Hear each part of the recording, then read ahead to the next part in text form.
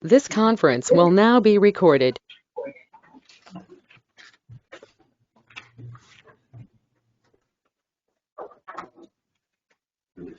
You get some of that from the agenda. Yeah.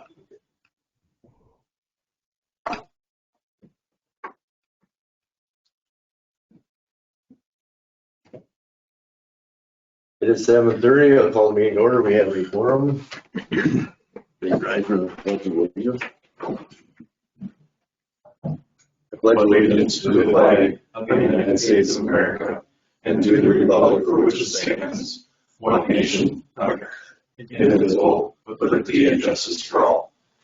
Thank you all. Next item of business.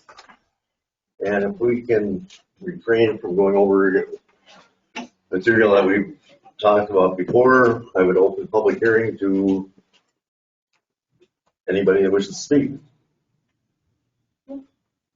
Yes.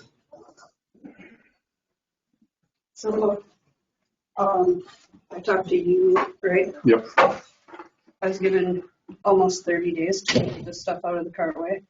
It's not moved yet. A lot of it is. My husband goes out of town for work all week long. I need an extension. I can't do this by myself.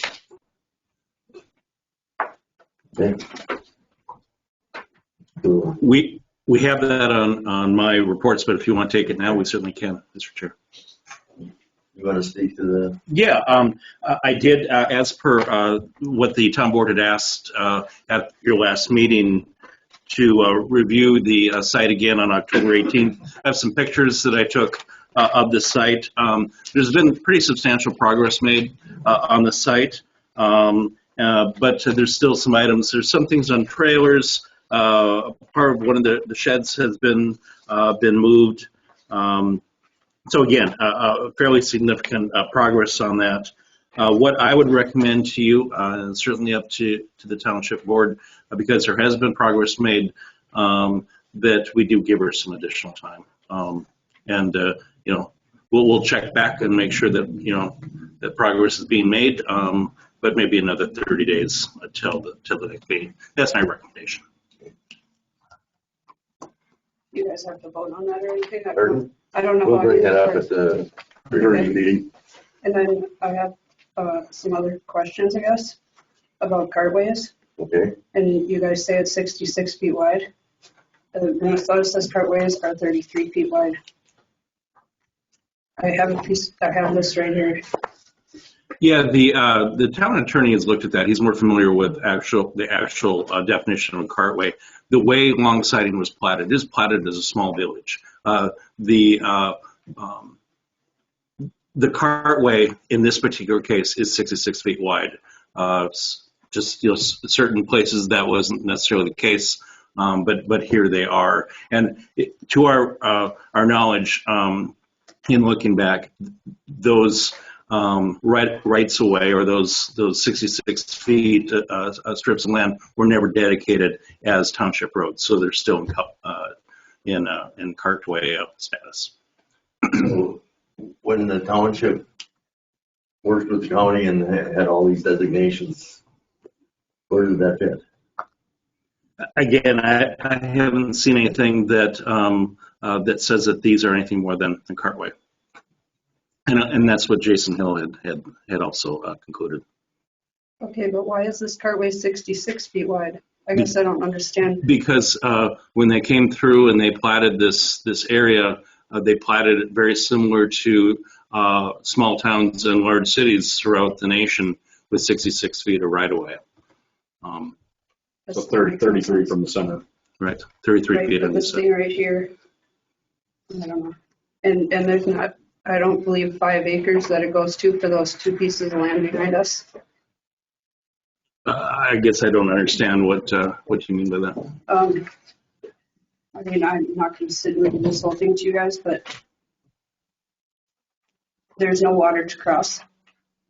There's not 150 acres behind us where the people need to get to their land, so it shouldn't be a cartway.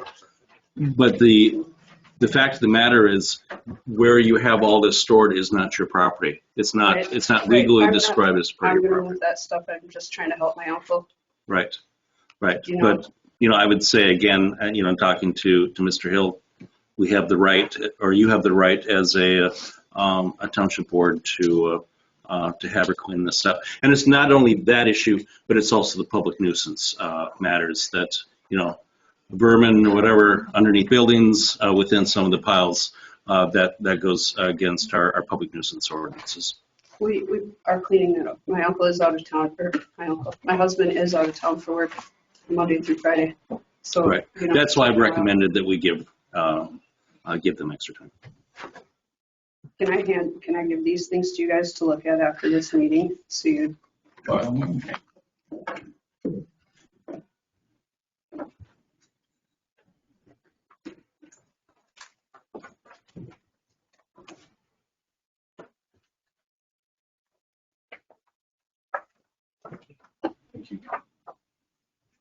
Thank you.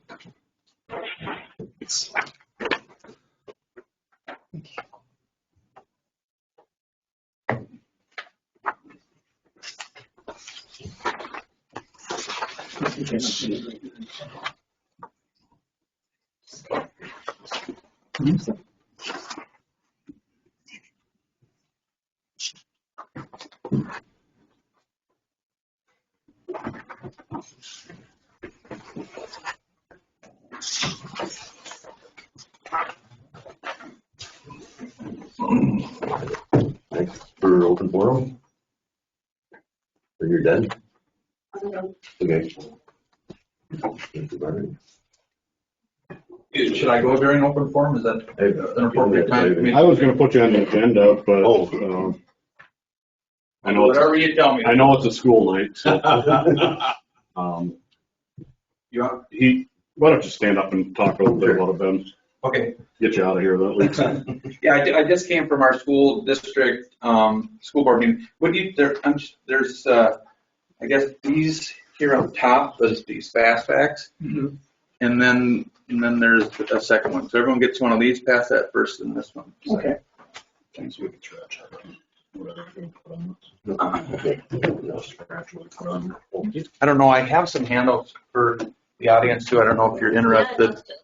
Yeah. You probably already have one. Yep. Yeah. It's been a lot of time. All right, well, out of respect to the board, you probably better put me on a time limit so I kind of know how much time you'd allow me to have. 10 minutes, 5 minutes. I mean, I don't want to go too long. My name's Ben Martin. I'm superintendent of Princeton Public Schools. And our school district serves approximately 3,300 students. And our district serves the communities of 12 different townships and the city of Princeton. And our district has grown to be, there's about 350 school districts in the state of Minnesota. Believe it or not, and most people don't know this, we're in the top 50 in terms of population. One of the larger school districts in perspective. Tonight I'm here just to talk to you and give you a little bit of information about an upcoming bond referendum. And the information for how much, there's two questions. It's listed on there. I believe the first question is for $54 million, and then there's a second question that is contingent upon the first question passing, and then that is for just shy of $13 million. Want to give you guys just an update on school funding, how it works in Minnesota. There's really two large buckets of money that we work with. The first bucket of money is operations, and that is to pay for teachers, nurses, therapists, counselors, bus drivers, food service, all of the IT, all the different moving parts and pieces associated with running the school district. I should also mention, besides being, serving 3,300 K-12 students, we also are proud to be one of the largest employers in our area. We may be the largest. So the first pot of dollars we get from the state of Minnesota per pupil unit. And those are the dollars that we utilize, and we have to live within our means to operate our schools. Now tonight I'm going to talk to you about a bond referendum, but I do want you to be aware that there's another kind of referendum in the state of Minnesota. that is called an operating referendum. As a matter of fact, there are 75% of the school districts in Minnesota have an operating referendum. And that is for districts that need additional dollars to operate their schools over and above what the state provides. And they go out and ask their community to vote on a referendum. And like I mentioned, 75% of the districts in Minnesota have that. I'm proud to tell you that Princeton Public Schools is among the 25% of the districts in the state of Minnesota that does not have an operating referendum. We work really hard to provide a high-quality program for all of our students and our families and live within our means. We don't have the ability to address our large-scale facility needs without going to the public for a bond referendum. That's how they do it in Minnesota. I think that's how they do it in every other state across the country. The buildings are the assets of the community. And for us to do large upgrades and additions and updating to that facility, we must go to the voters, and that's what we're doing. There was a long process. This didn't just start recently. When I get into some of the scope of the project, there's a front page here that talks mostly about the high school, which is about 90% of the upgrades and the additions that we'll be focused on. But on the back side, you will see that there is significant additions and upgrades to our intermediate school. If you're familiar with the intermediate school, that is our second oldest facility. And then there is some upgrades to our area learning center. Some people call it our alternative learning center.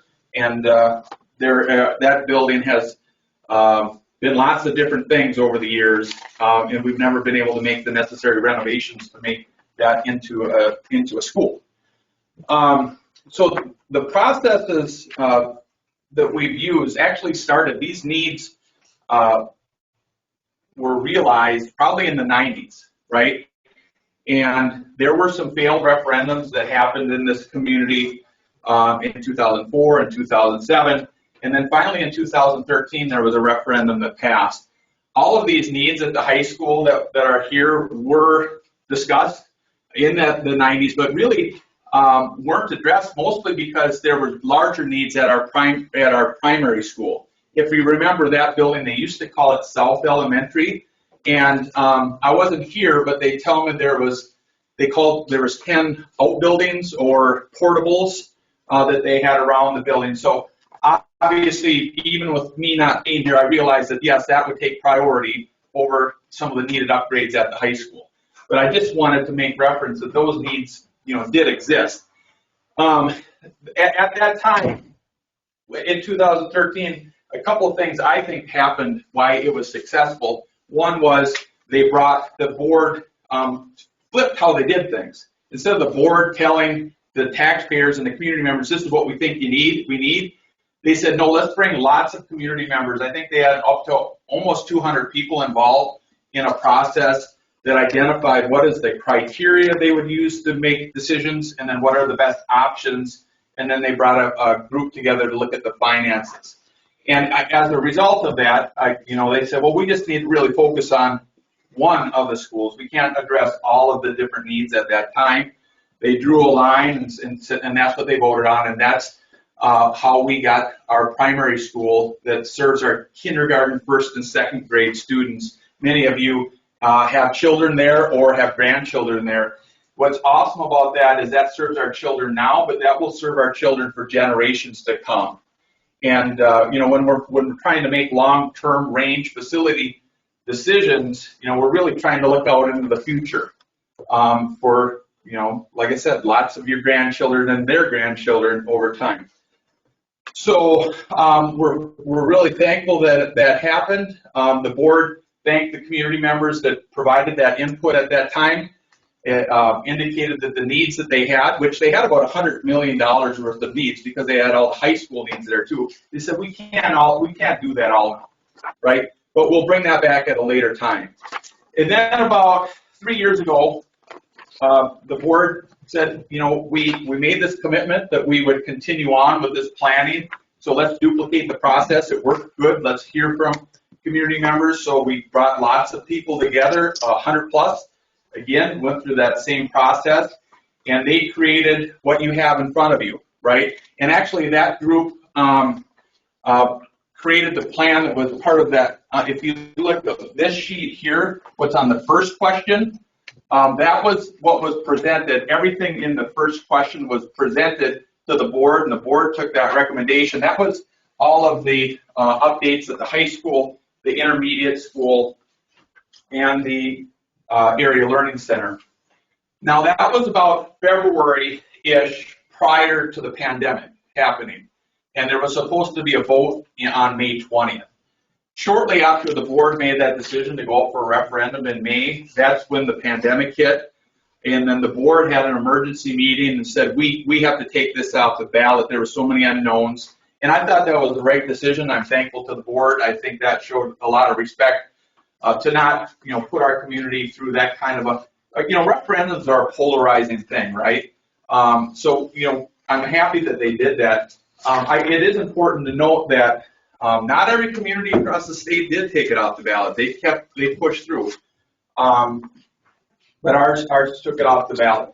Now, I don't know, you kind of lose track during the pandemic, but about a year ago now, the board said, well, we made the commitment that these needs weren't going to go away. Let's bring this committee back together. So this committee came back together for a third time, went through the full process again. They said, well, we need more information. At that time, we did hire a pollster to go out and poll the community, and it was probably the best pollster in the Midwest. So we knew that the information that we were getting was high quality. We were thankful that 88% of the people polled indicated that they felt our school district was great to excellent, which that made us feel really good, especially going through the pandemic at the time and all of the different divisiveness associated with all the decisions we're making here starting this school year.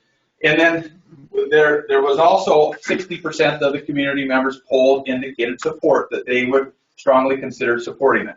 Now, polls don't win referendums or not win referendums, but I share this with you just because I think the board's role and the school district role is to go through a robust process that was inclusive of lots of different people to help get us to that point, and got as much information as they could. And all the indicators pointed to it was time to put it on the referendum for people to make a vote whether they were going to support this or not. So that's kind of led us up to this point. Yes. So it's November 2nd, and that is the only election that day, correct? Correct. And we would be voting here at the township hall? Nope. Nope. Greenbush. That's where. Greenbush. Okay. Yeah, and our election judges, work through that process on where those would be. There's one important thing I forgot to mention in that second process after the pandemic when we revisited this.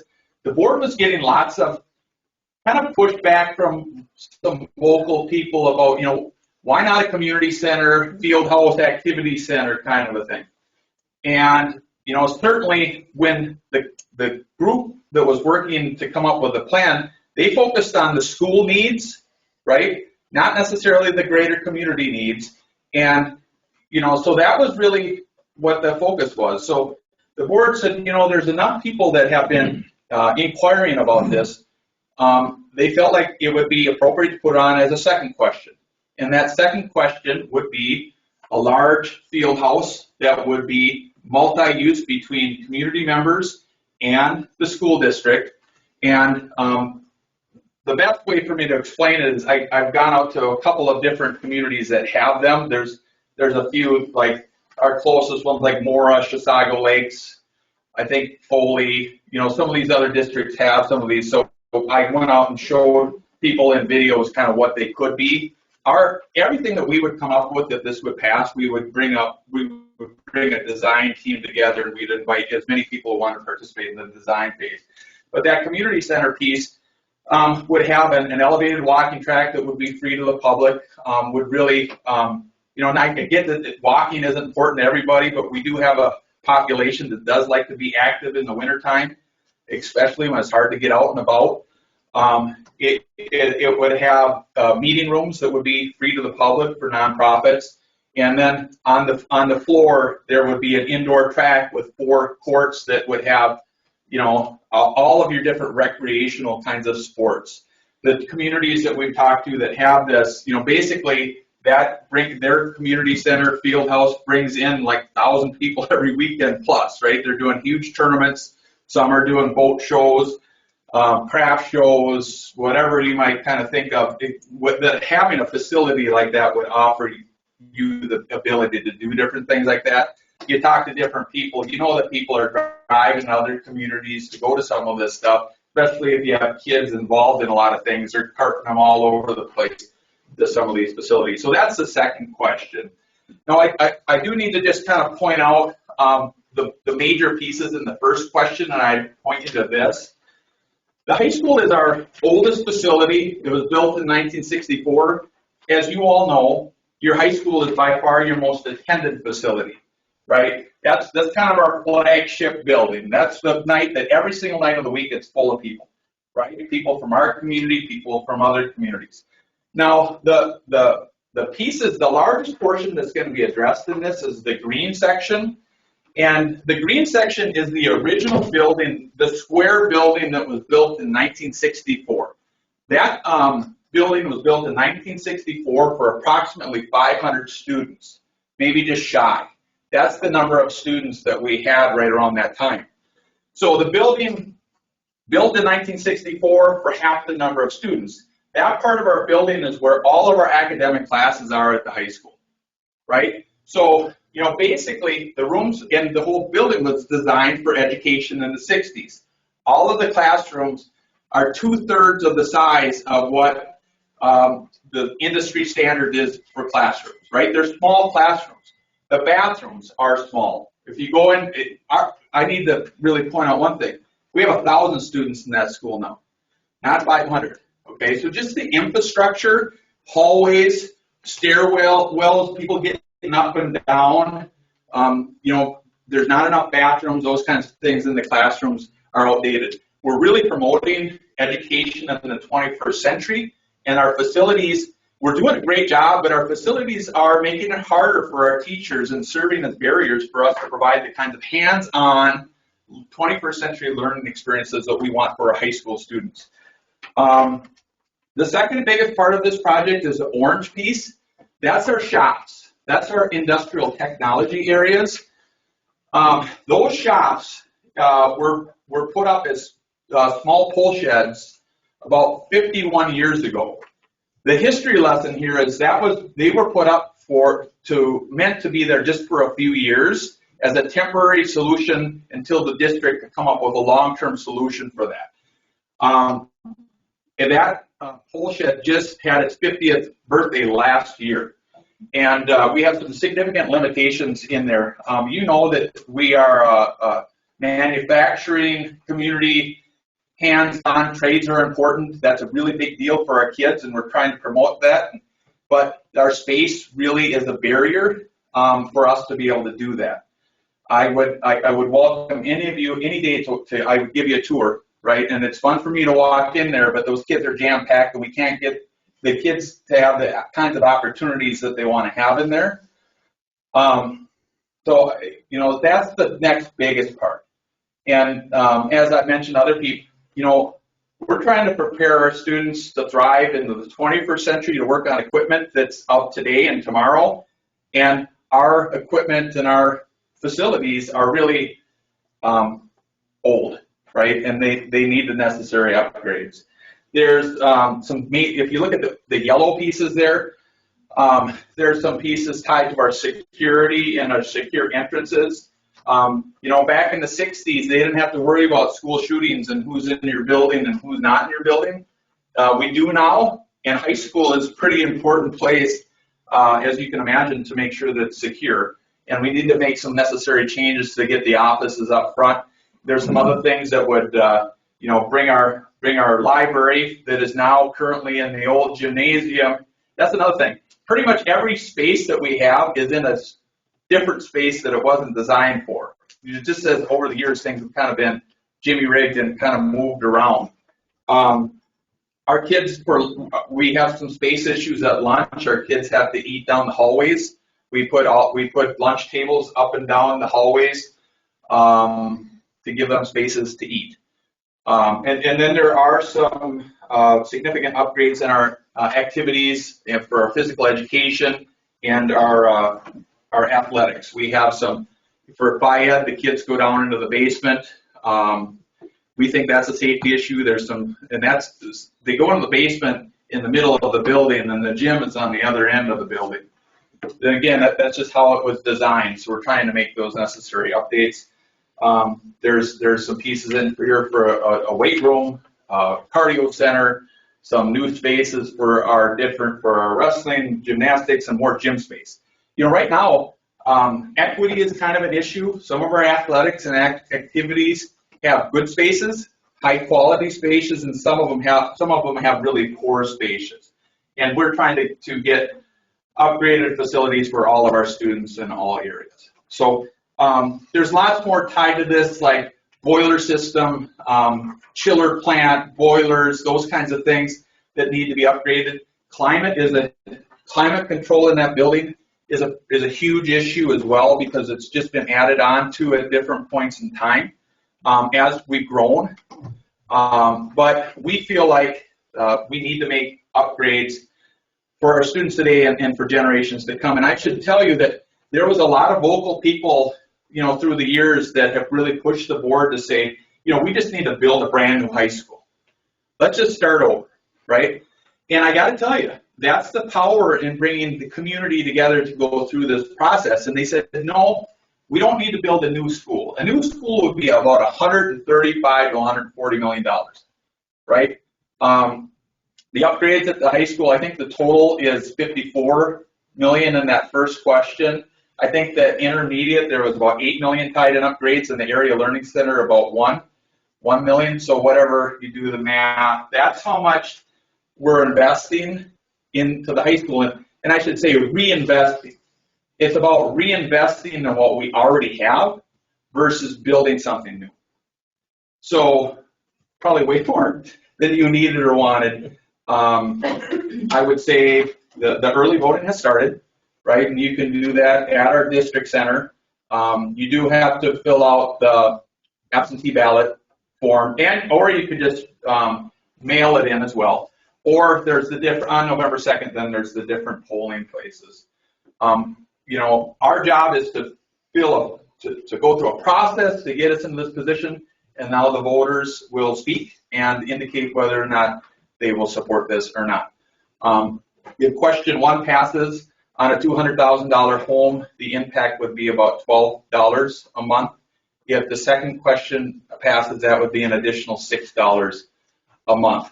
If you'd like to, you can go to our website and you can type in, the assessed value of your home, and then it would give you the exact dollar amount. I should also let you know, and I didn't bring them here, but we do have, Minnesota made huge strides in the last several years on a bill called Ag to School, which is a 70% tax credit back to ag landowners for all of their land, right? And that's huge, because back prior to that, ag owners were paying on 100% of their property. So I think that's a big win, and we're going to keep pushing for more. This is kind of like a mortgage. Your school is the community's asset. As our district, and there's more buildings and homes and industry and whatever, then this dollar amount would get spread out to more and more people.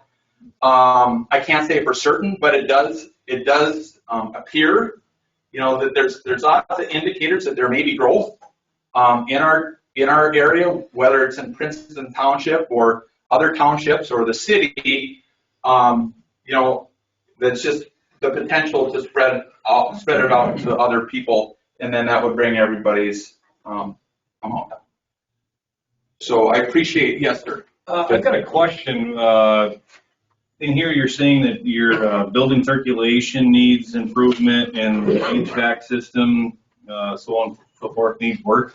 Have you guys talked to the city or surrounding areas about the new ARPA funds that are available to townships and cities, so on and so forth? There's a second wave of COVID money coming around, and Gene, correct me if I'm wrong, I think it was like 150,000 or something like that, Our township's getting $233,000. $233,000 of free money that's coming to us, and I don't know how it all works, if for donating that to the school district or not. I know some of the fire departments already asking for money.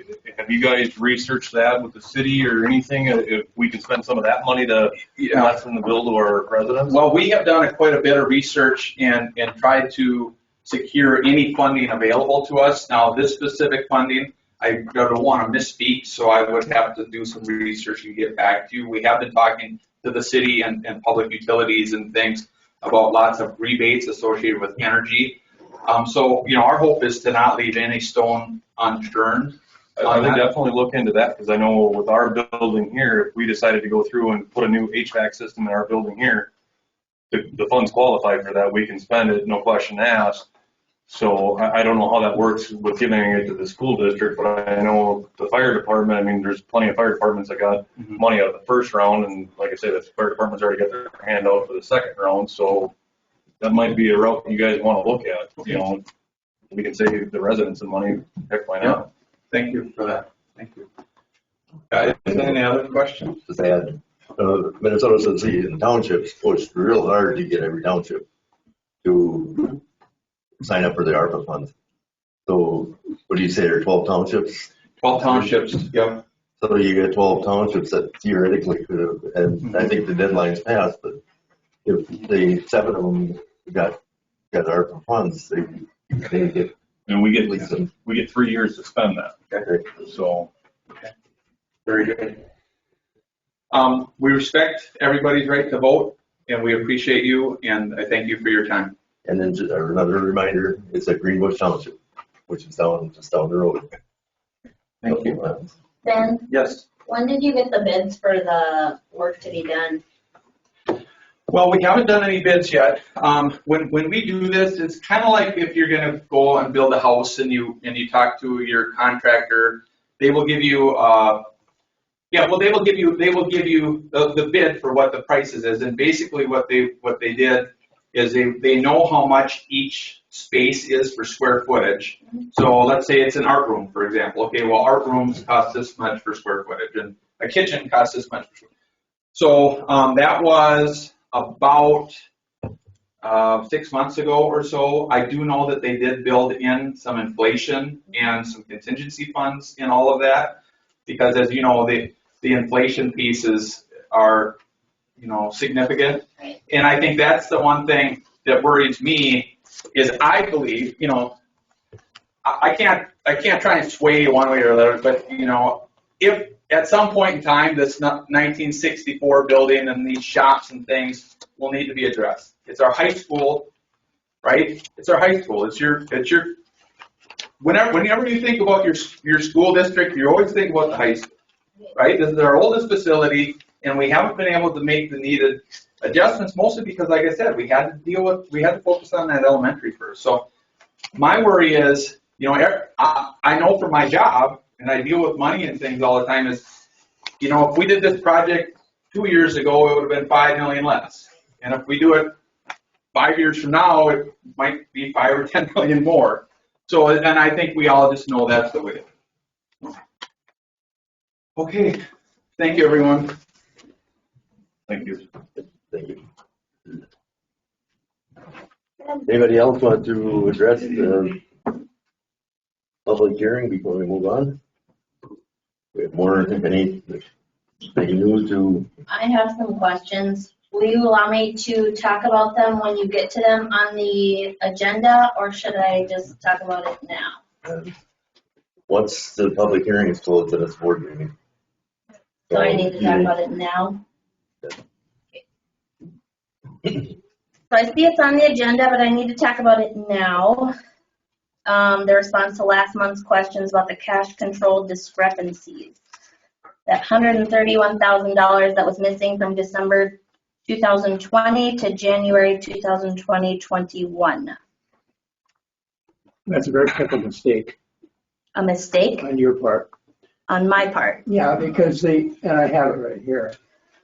The $447,000 $170.31 is the total of all funds, not just the general road and bridge. And that's being compared to the total of the general plus the road and bridge. So that includes general road and bridge, park dedication, and all the escrows.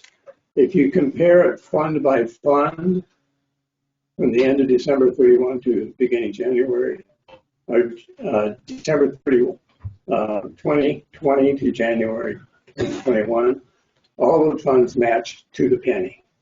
And the total of all of them, the beginning balance for January is $447,170.31. So it's just a simple mistake. You started with the wrong number. So in the statements that you had given me, it was just categorized in the wrong spot? No, there was no mistake in the statement I gave you. You looked at the wrong number. You looked at the number, the total number for all the funds, and you started with that rather than the individual funds. So the statements are fine. All of the cash control statements were accurate. You just started with the wrong number.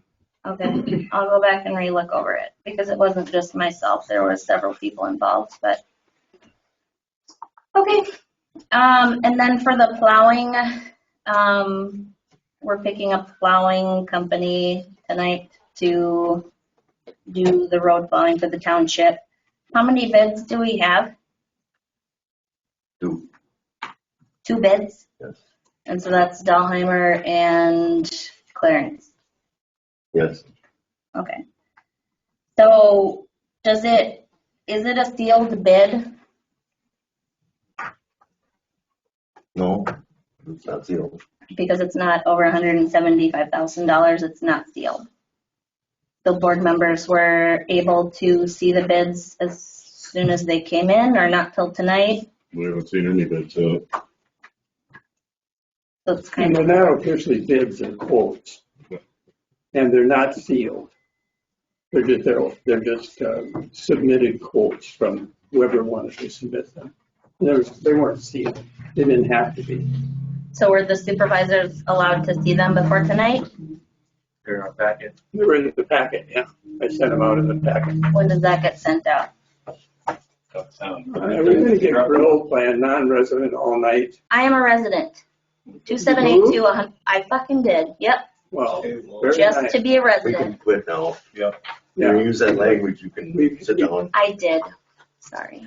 I'm a resident, and even if I'm a non-resident, I still have questions. Yeah, but we've sort of tolerated this for 2 whole meetings. And it's become the 3rd one. And you're coming in here with just, It'll be everyone, Doug. I'm allowed to, it's an open meeting. but I don't understand what the problem is with the quote. You request quotes, people submit the quote. I have questions because you guys go through things and it's not readily available to the public, and we have questions. I don't understand what's not readily available. I'm to the asking you public. when the packets get sent to the supervisors. I delivered them last Wednesday. Okay, that was my question. So with the culvert job that was bid last time, that contractor was unable to perform, correct? Yes, And it got sent to the county. yes. And that contractor is also again up for bid tonight. And We had several people bid it last round. what's that? We had several people bid the ditch. Bid the ditch, Ditch 2. Culverts, the culverts requesting vote. right. But it was awarded to a contractor who was then unable to fulfill He was the not obligation, unable right? to, he chose not to after he saw the full contract. Was he not given the The full original, contract no, he was originally? not originally.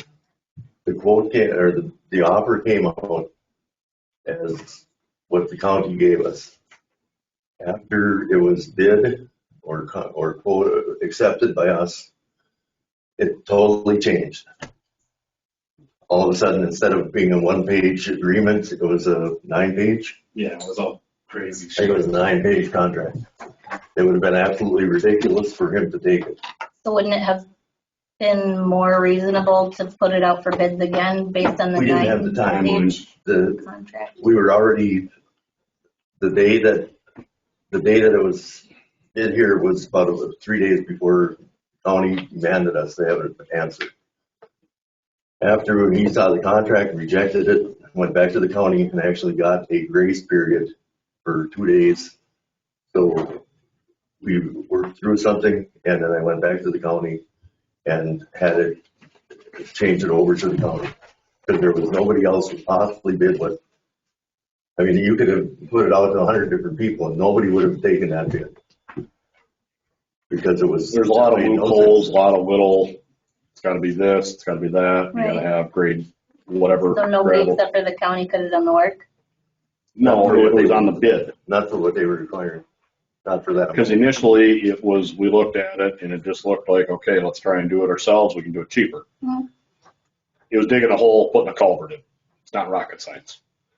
But then the county came through and then the county says, we need brand new this, we need brand new that. It was to bring it up to county standards. It wasn't what was initially presented to the board. It was initially presented, here's what it is, here's what we're doing. Do you guys want to go out and try and bid it yourselves? Mhm. That's why we sent it out. We had Brian, we had Clarence, we had Novco. I don't even remember who else, but there's several. Daryl, let's go. Well, let's go. Yep, there's at least 4 people bidding in on it. And I know We only got 2 bids. even the 2 that came in, neither one of them, said, we're going to do it for that money. I know rightfully so, because after it got rejected, I know I talked to Clarence and he says, there's no way we can do this for that. Mhm. I don't know how you can do it for that. After seeing what they were demanding, your 2 top bidders got in and said, we're not touching it. So, So you did ask the other 2 contractors that bid on it if they could perform, Well, one bid was for 29,000. right? Our original bid was for 14. motion was to accept a bid below the 14,000 or default back to the county. And the other ones were higher than what the county initially presented. The other bid that actually was in paper was 29,000, I think. Okay. And then if, I don't know how to word this.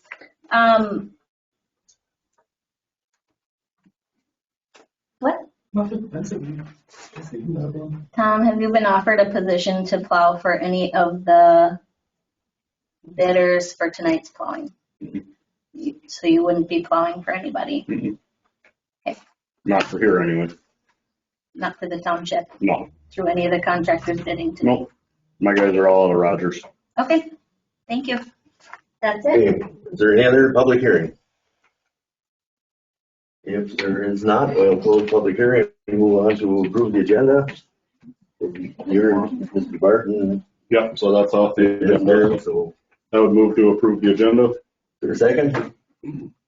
I'll second that. Motion made and second to approve the agenda. Is there any further discussion? If there's no further discussion, we'll proceed to vote. All in favor of approving the agenda, say aye. Opposed, no. Motion carried.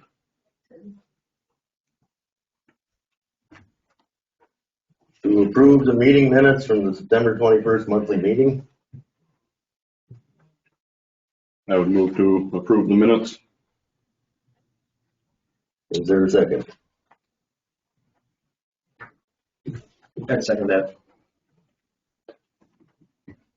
Motion made and seconded to approve the September 21st monthly meeting as printed. Is there any further discussion? If there is no further discussion, we'll proceed to vote. All in favor, say aye. Aye. And opposed, no. Andrew, is there a way that we can get the agenda up on the screen? Sorry. He said it's back in the office.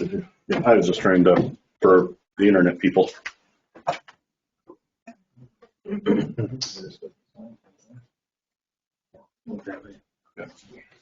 Okay, we will move on to the Clerk-Treasurer Report. Okay, You've seen the cash control statement.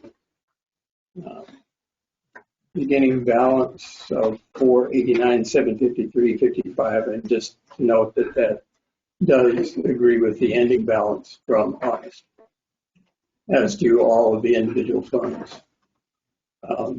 In the general fund, 85, 542, 92 beginning, 59, 91, 25 receipts, dispersed 12,302.61 for an ending balance of 79,231.56.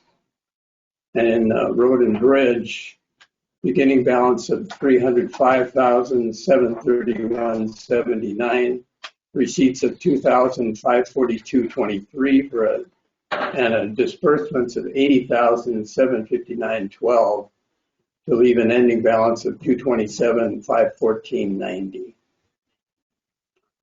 So, any other questions about the cash control?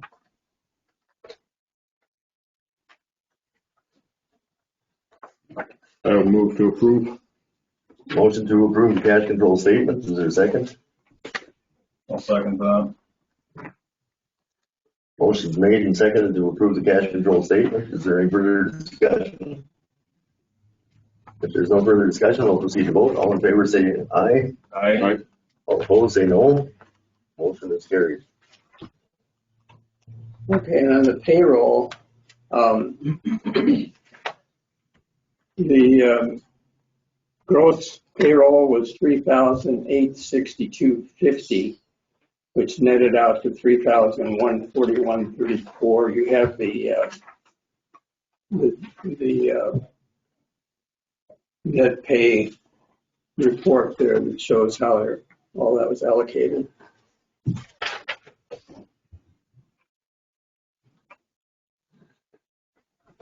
Anyone want to skip?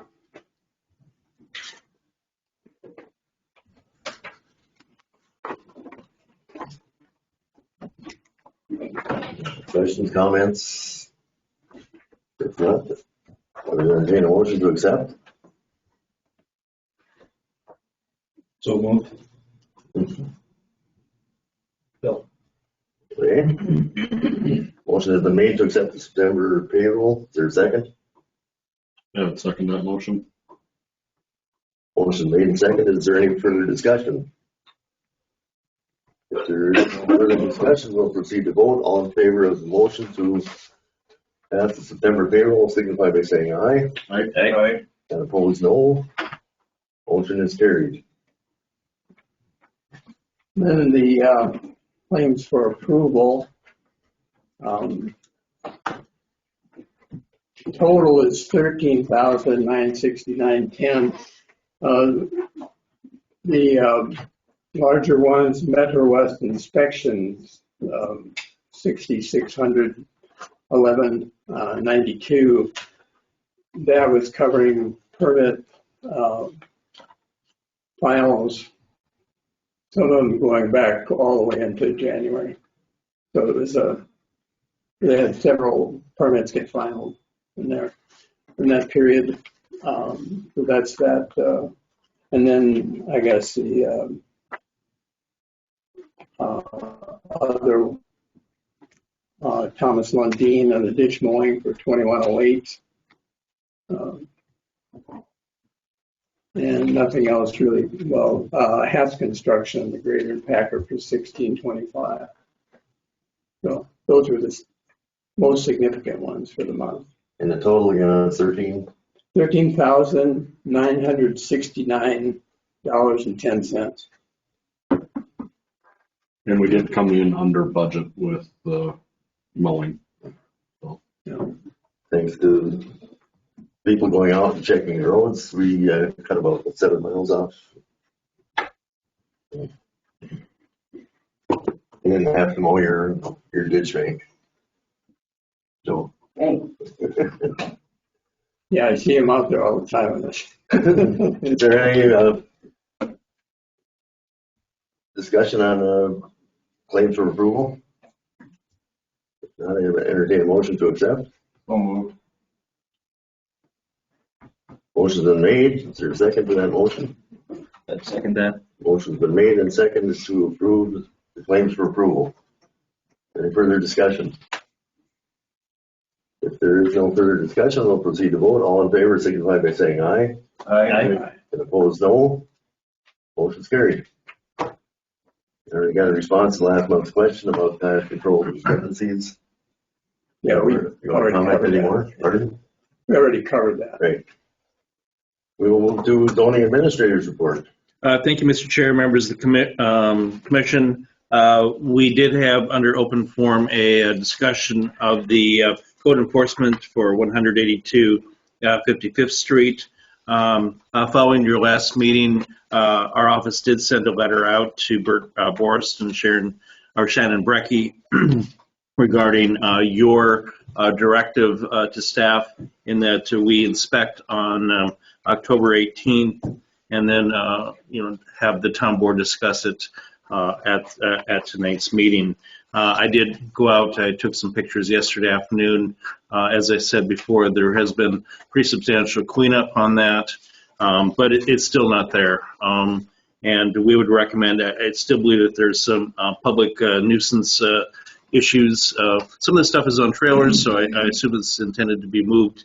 One of the buildings has been moved. The cartway is open, you can get through it, but still there are some issues with that. And I would recommend that you give them another 30 days or until the next town board meeting. We're running into winter, but we can just inspect prior to a next meeting and see where they're at with that. So if we were to give them to just before the next meeting would be the 15th, would be the Monday before the next town board meeting. Anyone wish to make that a motion? I did speak with Shannon over the phone. She did send me some pictures. Last week, was it? Were we talking? You remember? I think it was Friday. Right, yeah. But yes, there has been significant, and I, went out there myself and looked, and I would move the motion that we give her another 30 days to keep Can you cleaning. make it to November 15th? November 15th meeting. Is that okay? Yeah. Same word, okay. I would second that motion. Motion's made and seconded to extend our order to November 15th to give them more time to continue to clean up. And you also say thank you for what you've done. I'd like to thank you for the work you've done, but don't come to me on the 16th and ask for another 30 days. Thank you. That's right. Is there any more discussion? If there is no further discussion, we'll proceed to vote. All in favor of the motion to extend to November 15th, the nuisance enforcement, signify by saying aye. Aye. And opposed, no. Motion's carried. The next item, Mr. Chair, is the Section 27 County Road 1 Land Use and Zoning Amendment Resolution of Denial. At your meeting on September 21st, there is a vote to 4-1 to deny the request for the amendment to the comp plan amendment and the rezoning for those properties in Section 27 as requested by Scott Mueller of Badger Creek Holdings. We had indicated at that meeting that we would prepare a resolution with findings, which I did just to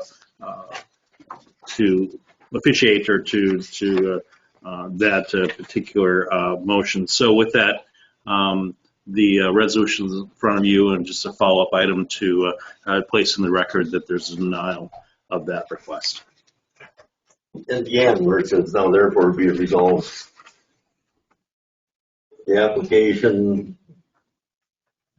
and township zoning map to change classification of properties, and then it says be and the same is hereby denied by the Board of Supervisors, but then approved by the Board of Supervisors. It seems. Yeah, I looked at that language. You're approving the resolution for denial, so that's what it means. Okay. Just so yeah. to make it very clear. Yeah, it seemed like the language was a little ambiguous. Yeah. almost contradictory. Is there a motion to accept resolution 2021-21? The denial of it.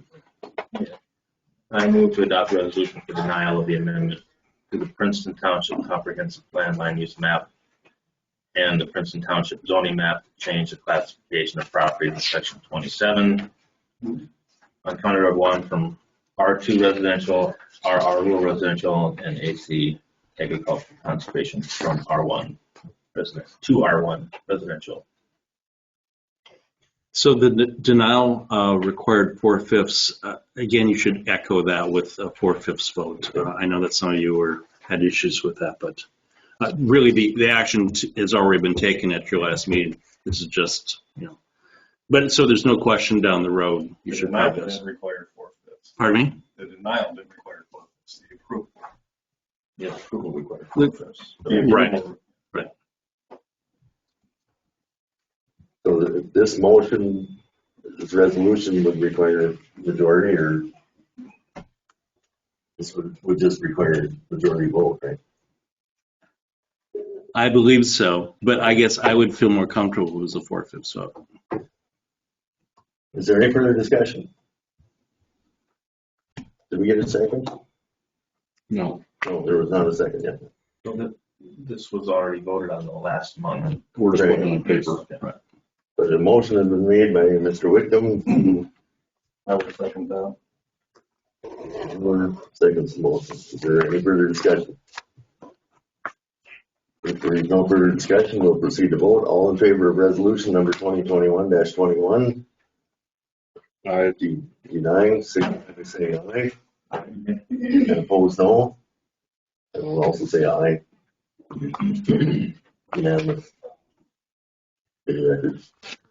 Thank you, Mr. Chair. The next item is a topic that the Planning Commission has been reviewing over the last few months. In light of some of the recent variance requests, most of them with setbacks and accessory buildings, the town board agreed at their session. The town board agreed at their May 18th meeting that staff and the Planning Commission should look at some of the setback requirements and accessory building requirements. So with that, currently, I'm sure most of you are familiar with our setbacks in R1, R2, and RR districts, as well as the same ones in the AC and the commercial industrial require a front yard 70 foot, side yard of 35 feet, and rear yard setback of 50 feet. The AC and agriculture conservation, commercial industrial differ only that they allow for rear yard setback at 35 feet. Planning Commission looked at this, looked at a few other townships in the area, and there's a comfort level starting with the R1 district going down to a side yard setback of 15 feet and rear yard setback of 35 feet. Again, that would match the AC and the CI district the way they are now. In the R2 rural residential AC and C1 district, changing it again to be more consistent, 70 feet, side yard setbacks not less than 20 feet, and rear yard setbacks not less than 35 feet. Comfort level with that with the Planning Commission, and the slightly different side yard setback requirement, 20 feet, in that they felt that the wider setback for those residential districts, and that the lot size are larger, and the desire to keep those areas more rural. So it was more of a thought to keep more, a very slight, but keep more of a distance. As far as accessory buildings, we really don't have requirements for accessory buildings. So there were some limitations that they felt were necessary as far as size. That detached accessory buildings should be limited to 0 to 2 acres, 1,200 square feet, 2 to 5 acres, 2,400 square feet, and lots over 5 acres not limited. And then to vary with those by conditional use permit. I did have a question on that Sure. portion of it. So is that, should that mention anything about being a walled-in area, or is it under the roof? Because there's many buildings that build like lean-tos and that type of thing. I'm just wondering. So are you asking, Bill, is it actually enclosed or just open air or whatever? Yeah, I mean, like I said, there's many times where people will build an outbuilding and they'll have a lean-to on Have a it. lean-to that could And be it might open. It might be to drive 1,200 through. square on a 2-acre lot or 1.8 acre lot. It might be 1,200 square feet, but they've got another 10 by 30 foot lean-to. It seems to me anything that's covered with a roof like Okay. that would fall under that. That's typically how that's been interpreted. We could clarify Just add that. that language to Okay, it, so certainly. more question goes under roof then. Yeah. Okay. Sidewalls, they talked about sidewalls. A lot of the concern, and I think the town board remembers this, is sometimes those buildings seem to dwarf the house right next to it. So sidewalls for accessory buildings shall not be more than 14 feet in height in the R1 district, no more than 16 feet in all the districts. Limiting height to 30 feet, which is a fairly significant building, except agricultural buildings have no height limit.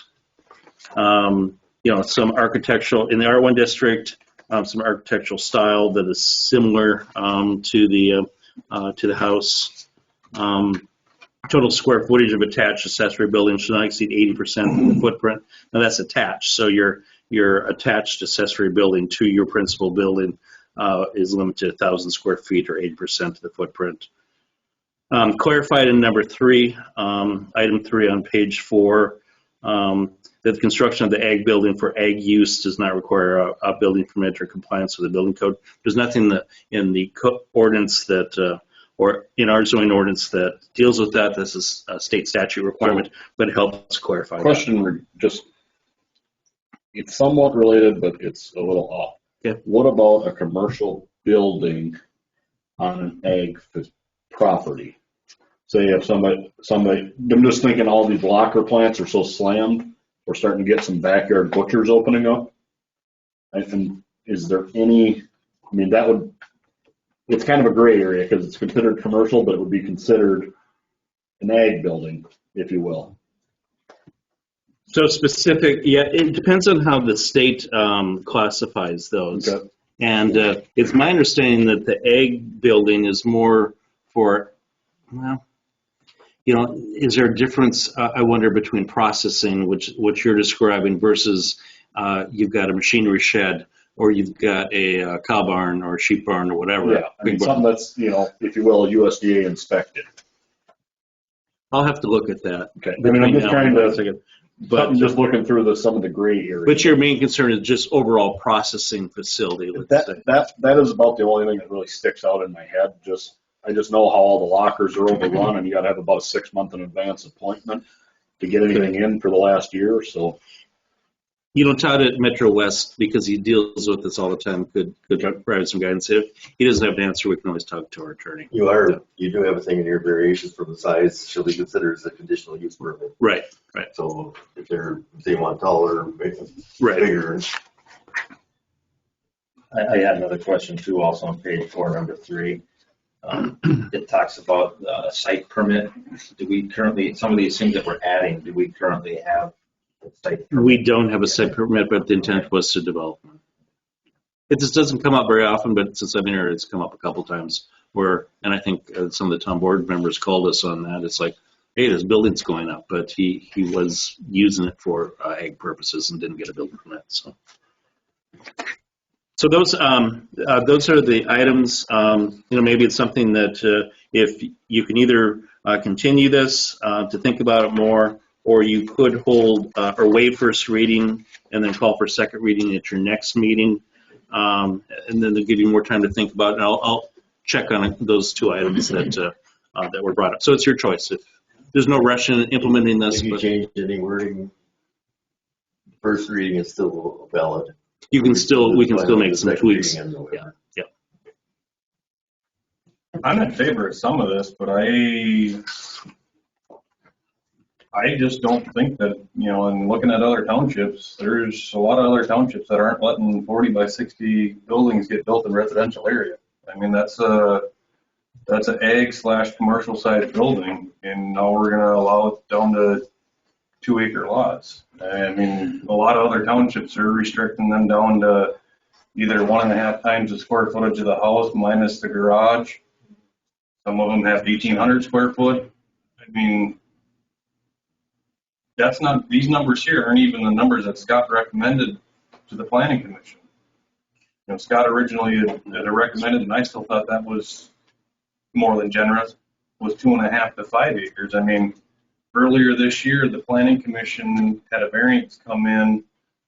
The gentleman had 1.7 acres of land, and he wanted to put up a 30 by 50 stick-built garage sited to match his house, and they were adamantly opposed to it. I mean, they were appalled by the size of the building, and now we're looking at a 2-acre lot, and we're going to say a 2,400 square foot building should get put on there.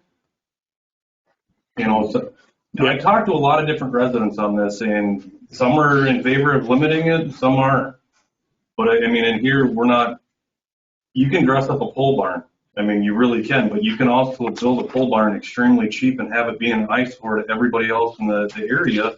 We're not addressing any of that. I mean, in the residential area, we should be requiring them to have, you know, eaves or, you know, color matched siding or something accompanying it, because right now, you know, with this, they could go out and they could buy a building and do galvanized steel. Gray goes with anything. You know, there should be something that in the residential area, they don't need sliding doors. They should have overhead doors. You know, in the egg industry, I mean, you need that extra height to get your equipment in there, but in the residential area, that's just a cost save. And it can make buildings look very cheap and be an eyesore. And I think we should be spending a little bit more time on this, and I just don't think we should be allowing them bigger buildings in there. Well, one thing to remember, we have no accessory building requirements now, so you can build anything you want. So this was, you know, the draft that I put forward to the planning commission to start with was, as you said, a little tougher than this. Yep. They, you know, compromised, talked about it, and watered it down a bit. But question right now I have on this too is, in the R2 district or anything, is there a limitation on how many accessory buildings they can have? Because when we just talked about the property over here that's got all the, you know, storage sheds, the 10 by 10s or whatever, there's no limitation on that.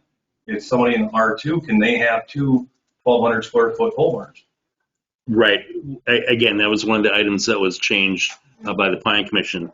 And it made a lot of the more strict provisions just applicable to the R1 district and not to the R2, whereas originally we had proposed that it cover all districts. But if they have, say that, you know, 1 or 2 storage buildings or a sea container or 2 sea containers, and then they build this accessory building, do we have the verbiage in there that, okay, now you have to remove those? You're building the 1,200 square foot garage, you know. Not if you're in the R2 district or R district. And I think that's something that we should be looking at. There is, okay, if you're going to build a nice pole barn or stick-built garage, then you can't have the 40-foot sea container.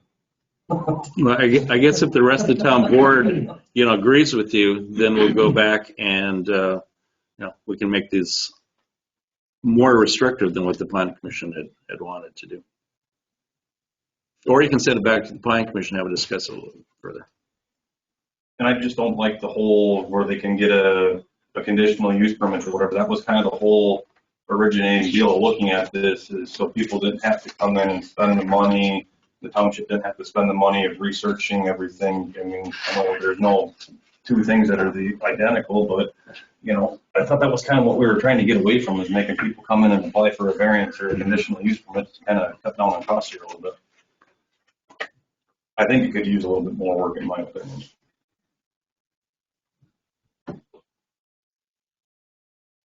Would you like to make that motion? To send it back to the planning commission for?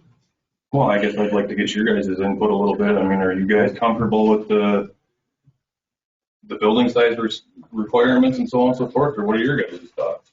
I guess the first time I read this, I did not see that it says accessory buildings in R1 visible from adjacent roadways shall be architecturally similar. I guess I missed that it's just in R1. Yeah. Because I thought, well, yeah, that's so you can't put a pole building up. But if it's only in R1, because then if you're in R2, you could put up build a shanty. Our R1 district is really small. I mean, that's basically non-existent. It's a small area. It's a den high, it's a. No, not den, It's not even on that outside of the It's map. over by the, it's Is that, was it Rolling Meadows or something? just north of the middle school. That's really the only place that's R1. If you can see it on the map up there, it's the lighter The yellow. yellow. This is our old one. Yeah, when I noticed when I saw that 14 feet high, I thought, man, that's really tall. Then you throw in a 5-to-1 or 5-12 rope pitch on there, and you're talking another 10. I mean, you're at the 30-foot mark pretty quick. Mm-hmm. It's taller than most, ramblers or anything like that out there. So could, if you just send it back to the planning commission, you want them to look at probably limiting more the square foot size per lot area. I like the idea that, because I was looking at this myself a little bit, and the percentage would make more sense. I mean, if you got somebody that's got a half-acre lot and you can put a 1,200 square foot building, same with a 2-acre lot, it just seems to be, it should be something more to do with percentage of the lot area. Okay. Well, the foundation, or the lot. I was thinking the foundation of the house, excluding the garage. Well, I'm even thinking the size of the lot. I mean, I know we're not in downtown, but I know in town they limit it to the impervious area. Yeah. And I believe we're all okay with the setback, right?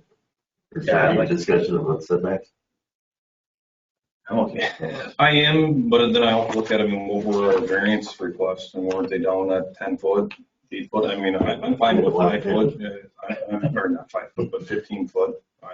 I think that's being fair enough. I mean, 35 is way too big in my opinion, but. If they have to go less than 15, then they'll have to apply for a variance. Yeah. But I think we're okay with the setback. Okay. So just, maybe work on that accessory. So percentage of lot area, the height of the sidewalls, you want us to look at. Let's see, you talked about the architectural design types of things, applying more overall and not just just to kind of make them look nice. I mean, but throughout all the districts, not just there. Yeah. Okay. Let's see. Well, then we could maybe get into the argument on the egg side if we made them had overhangs in the egg building. Most egg buildings don't have overhangs. So we're just going to exclude the agriculture use. I'd say most of it's residential. But you have smaller lots in your egg district. I mean, if somebody, John's dad wants to sell him 2.5 acres for him to build a house. I mean, it's not egg. It's gotta be under 20 though. Yeah, we can write that such that it applies to just agriculture type buildings, but anything residential in that AC district. I understand what you mean by that. Just for argument's sake, on the sidewall thing, it seems like if you've got a diesel pusher, it's better for the owner and the community to have that in the building. If you start bringing that sidewall on the 14 feet, you put an overhead door, you're going to get pushed in there. Take a fit. Well, there's creative storage ways too. You can do scissor rafters. I get it. I'm just saying, you get too much. Well, You're now you got diesel pushers sitting. Yeah. No, I agree with that too. I mean, sidewall height, I'm not as concerned on that because if somebody wants a 14-foot tall door to get their fifth wheel camper in there, they need a 14-foot tall door. So you got to have 16-foot sidewalls, or you go 14 foot and do scissor rafters. And then Your peak's still the same. Yeah. Well, on a 14-foot with the scissor peak. Well, you can get your pitch lower without scissor. With a scissor, you're going to be. Yeah. If you're pulling a 14-foot camper, you got bigger fish to fry.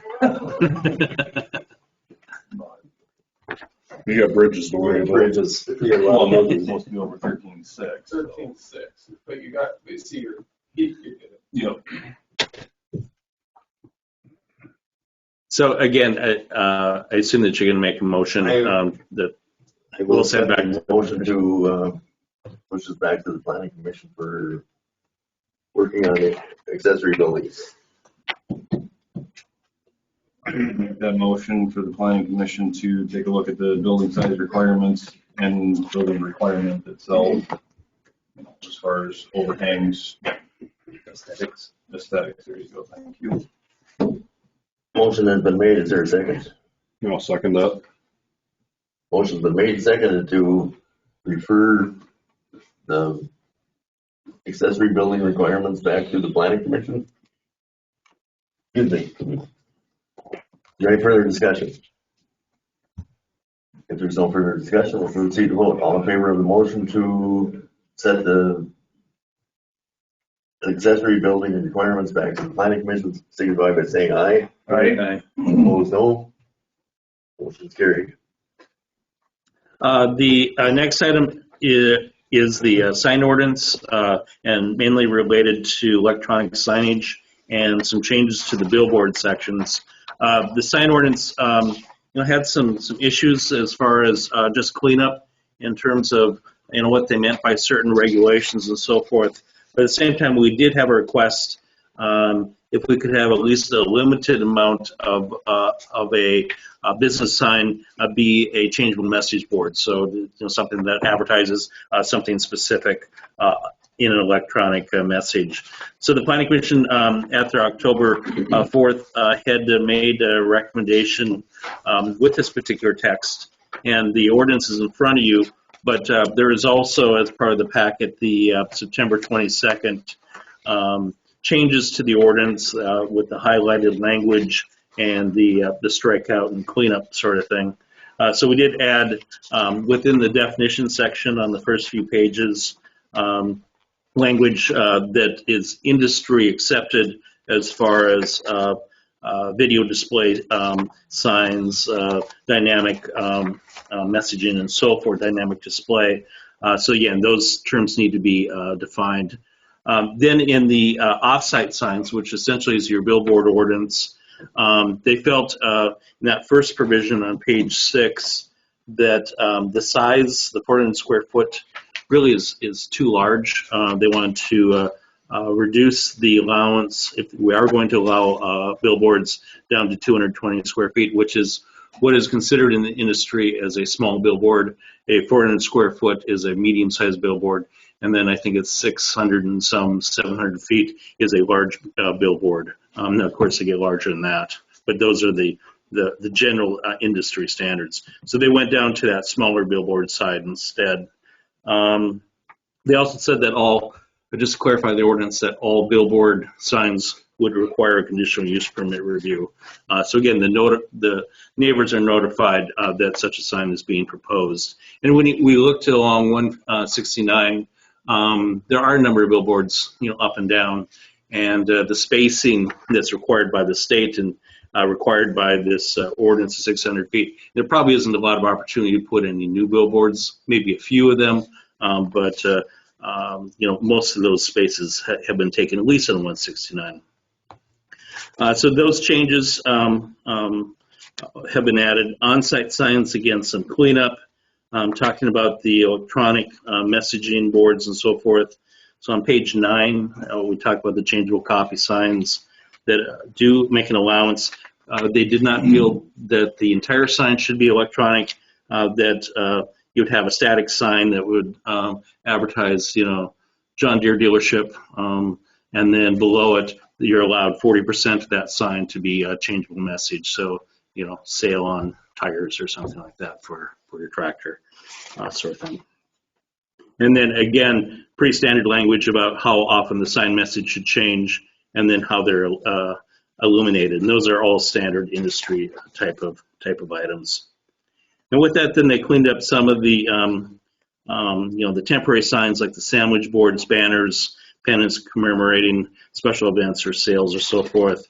Really didn't change the meaning of that, just clarified a lot of the language. So again, there are some deficiencies in that sign ordinance, and I think this accomplished clarifying a lot of those points and then adding that ability to do some electronic sign messaging.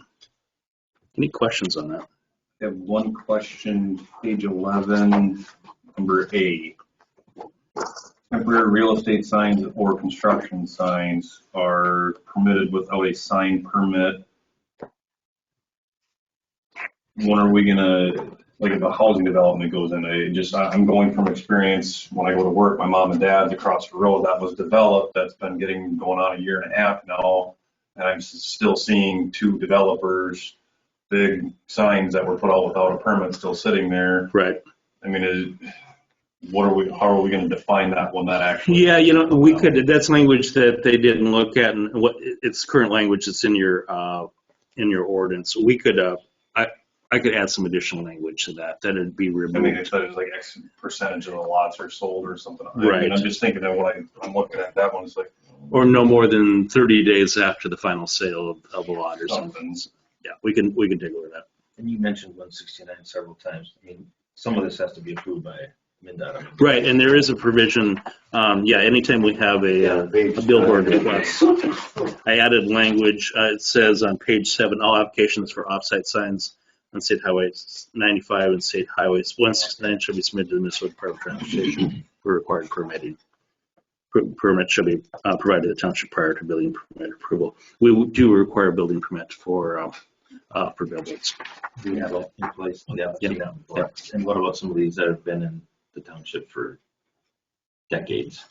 They're just They're grandfathered in. Okay. Yeah, this came about. We did have one along 169, just south of the town hall, that he wanted to move the sign, and I don't think did he ever come in for a permit for that. No, it turned out it was their property line dispute with the neighbor. It turned out the sign wasn't, I don't think the sign was on his property and he needed to move it onto his property. No. So he's been working on that. He's been working on that, right? Yeah. What about movable signs? Do we have any ordinances on movable signs? Yeah, let me just. Sunday. I'm just curious on like a movable sign, if somebody goes out and puts a banner on the side of a semi-trailer and, well, it's movable. Yeah, so prohibited signs is portable signs. So portable signs are defined. There was an allowance, we took that out, that you could do a portable sign for 14 days. And the planning commission felt, you know what, we don't want that, so we took that. You guys are talking about that. Yeah. And I know this is specific, but this sign right out here with the trailer was discussed at one time. Yeah. What was the situation on right here? With the car on it? Yeah. I believe that's grandfathered in, unless someone can say it just happened, a year or two ago, but it's been there for a while, isn't it?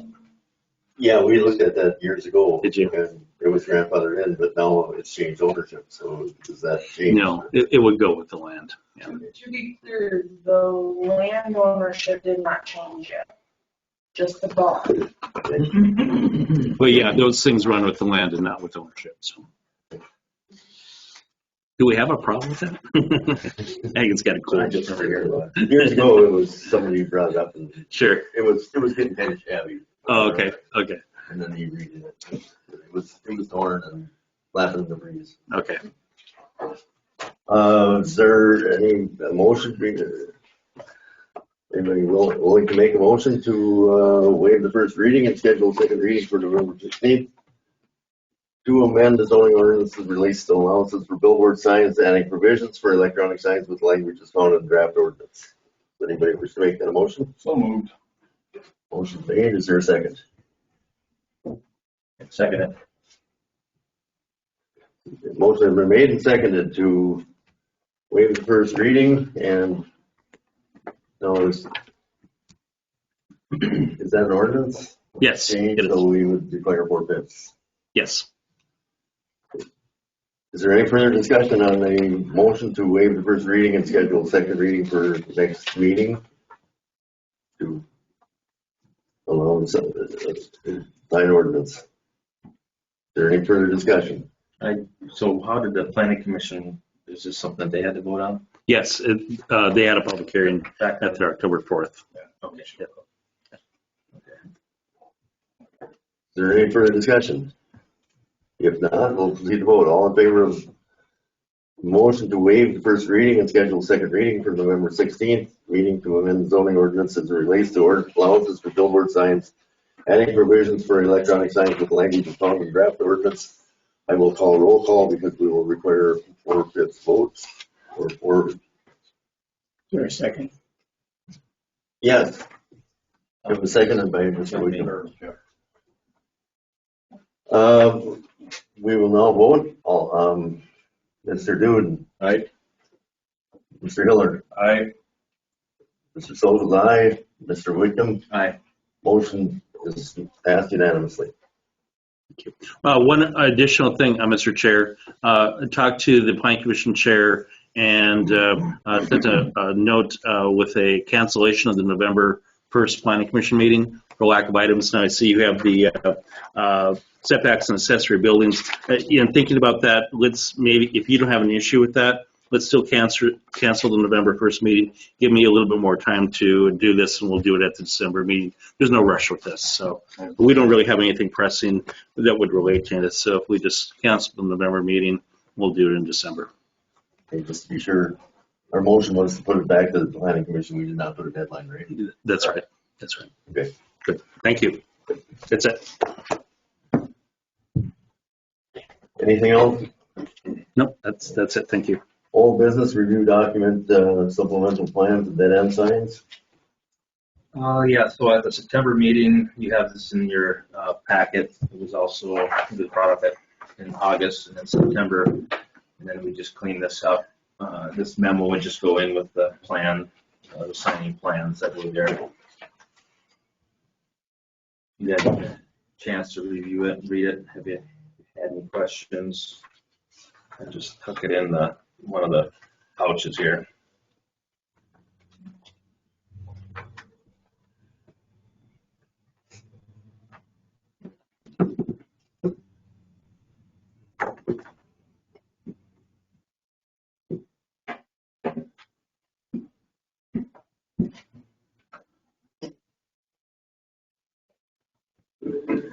Primarily the bottom half of page 1 there, additional dead end and no outlet signs.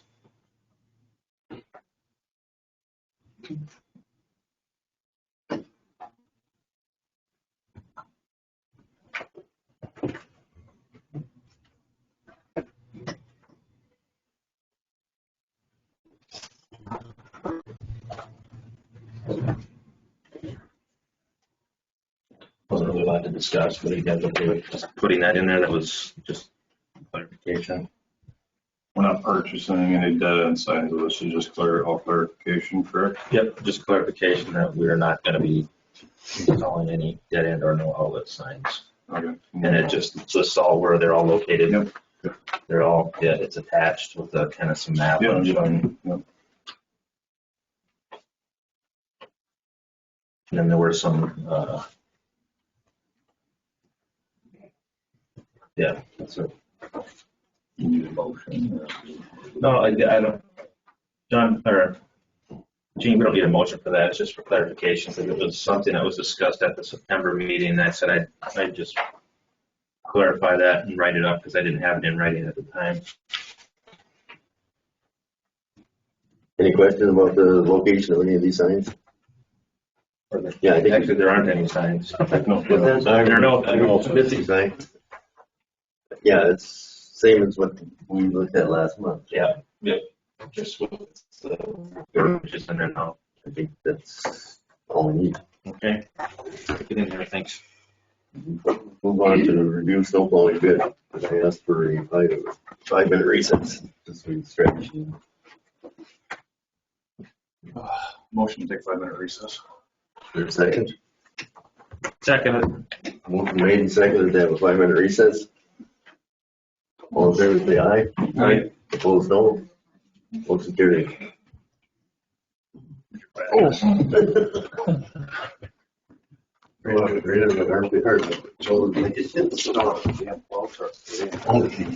I brought one in all spit shined up and slipped it on. Oh. It's supposed to be wax and specials. It's just so you can have a place. What's that? I told him, like, you could have put a little less armor in there. Say, Gene, do you need me to stick around for anything? I don't think there's anything on the agenda. I don't think so. Okay, sounds good. On this website. Did you land any pride or something worth? I don't know if that's anything to look into, just kind of for, Yeah, you know what, I think I have that, but let me make note of that. I think that's one of the ones we looked at. because I checked with, it looked like Sandy County did anything that I could see. I never did go to Mille Lacs County to see if they're requiring. We did look at Greenbush, because Greenbush just updated zoning, and some of that came from them. Yep. But again, they're a bit more restrictive, and the planning commission kind of dialed me, you were there. Yep. Dialed me back. Yep. Okay.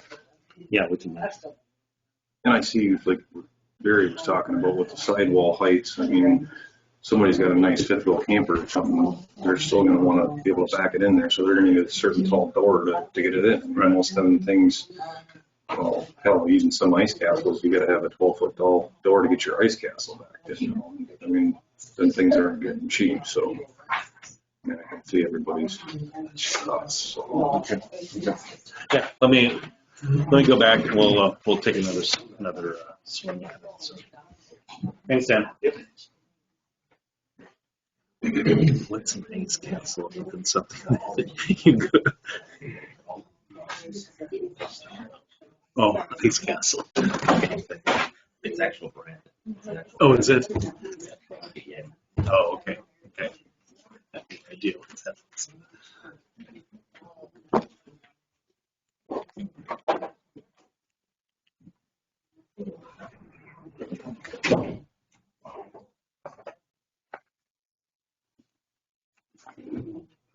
I was kind of surprised by that. I thought you guys would say, wow, the Pine Commission being too restrictive. Kenny? Accessory buildings. Kenny, did you get that brush cutter in order? Oh, Vera. Said you were gonna get it through, Oh, okay. through your, Big. I don't think. It's pretty generous. Princeton would still be. Because you can still have 1,000. I know we're having availability issues like you can't believe right now. Accessory structure garage. I guess be honest. Our guys are on strike on top of it. I put the truck in winter storage because 14 factories and facilities. And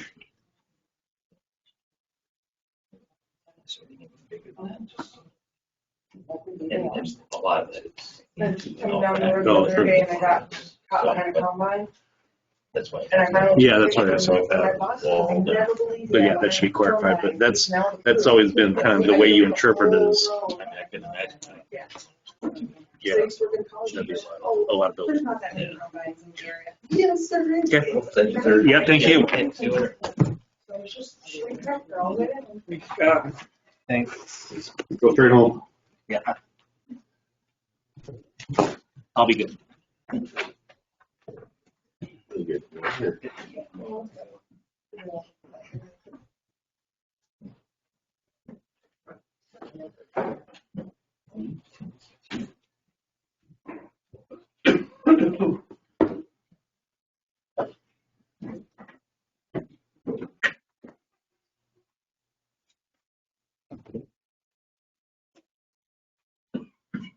Our 5 minutes is up. We will return or reconvene, I should say.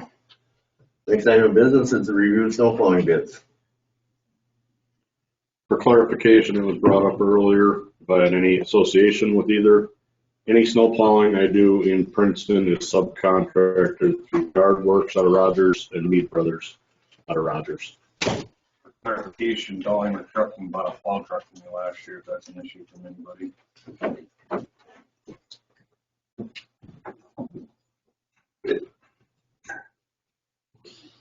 We see the bids in front of us. Looking at the bids, you're gonna win on one, you're gonna lose on the other. They're a horse apiece. I mean, you can't base a vote off of, well, this guy's cheaper on plowing. The next guy's gonna be a little higher on salting. The next guy's gonna be a little cheaper on a skid. Next guy's gonna be a little cheaper on a pickup. There's a big picture here you gotta look at. My honest opinion, both of these guys are qualified. They've both plowed the roads, quite honestly, and we're a small enough township, everybody knows the relationship between the two of them. Truth be told, I'm not staying from any vote just because I'm gonna be working with either of them. And I don't want there to be any hard feelings between whoever I'm gonna work with. I hope that's fair. I mean, Another thing you should point out, Clarence is not here, the owner of the other business, so obviously he's not that concerned about his snowplowing bids. I am the foreman of it, So that don't mean nothing, the boss should even bid his own. okay, let's, and Tom's always talked to me when it came to the roads. I've heard from different people accusing both parties of not having enough equipment to adequately take care of snow plowing. I don't know what to think of it. I know. Can we address that right now? How many plow trucks do you own? I own two, you can come and see physically. Okay, how new and how old? One's an 02 Sterling from you guys, another one's a 97 Ford. Now you guys know. older. We got a 99 Sterling, looks like your guys' old one. Okay. Two plow pickups, two plow the intersections and cul-de-sacs.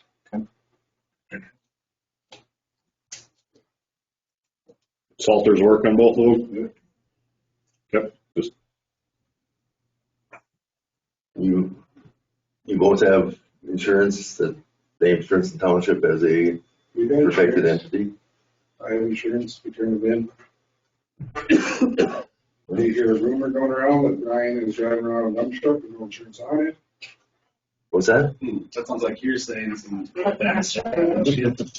have, We have proof of insurance, we brought it here. we require what, $1 million or is it 2? $1.5 million, I think, isn't it? Usually that's municipal insurance, just goes in half put increments. it up, Bill. On our bid. We put the number out on our bid. What was, Insurance required. I don't know. No, that's peanuts, but both parties have insurance. Okay. Well, as being a resident of the township for how many years, I've been pretty happy with Dahlheimer Trucking plowing our roads, and a lot of the residents have been saying the same thing. I have no clue who you are. I'm not trying to say anything bad against you at all, but I just, from what I'm hearing from my residents, they're happy with that. Kid, yeah, so that anymore. I would make the motion to award the bid to Dahlheimer Trucking and Excavating. And I'm the one that can run the plow truck the last couple of years. motion has been made to accept Dahlheimer Trucking and Excavating both bid, whatever we want to call it. Is there a second to that motion? I'd second that. Motion is made and second to accept Dahlheimer Trucking and Excavating as our snow plowing partner for the winter. Is there any further discussion? If there is no further discussion, we'll proceed to vote. All in favor of accepting Dahlheimer Trucking and Excavating the bid for snow plowing for this winter, signify by saying aye. Aye. Opposed, no. Abstain. One abstain, and motion carries.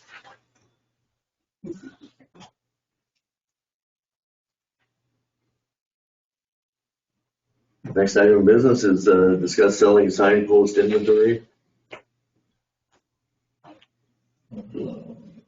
Yep. So with the signs that were removed this last fall, we got about 1,600 feet of galvanized posts. There's some green ones, but mostly galvanized. I'm not sure if they're the 2-pounders or the 3-pound, but where's my information here? So I,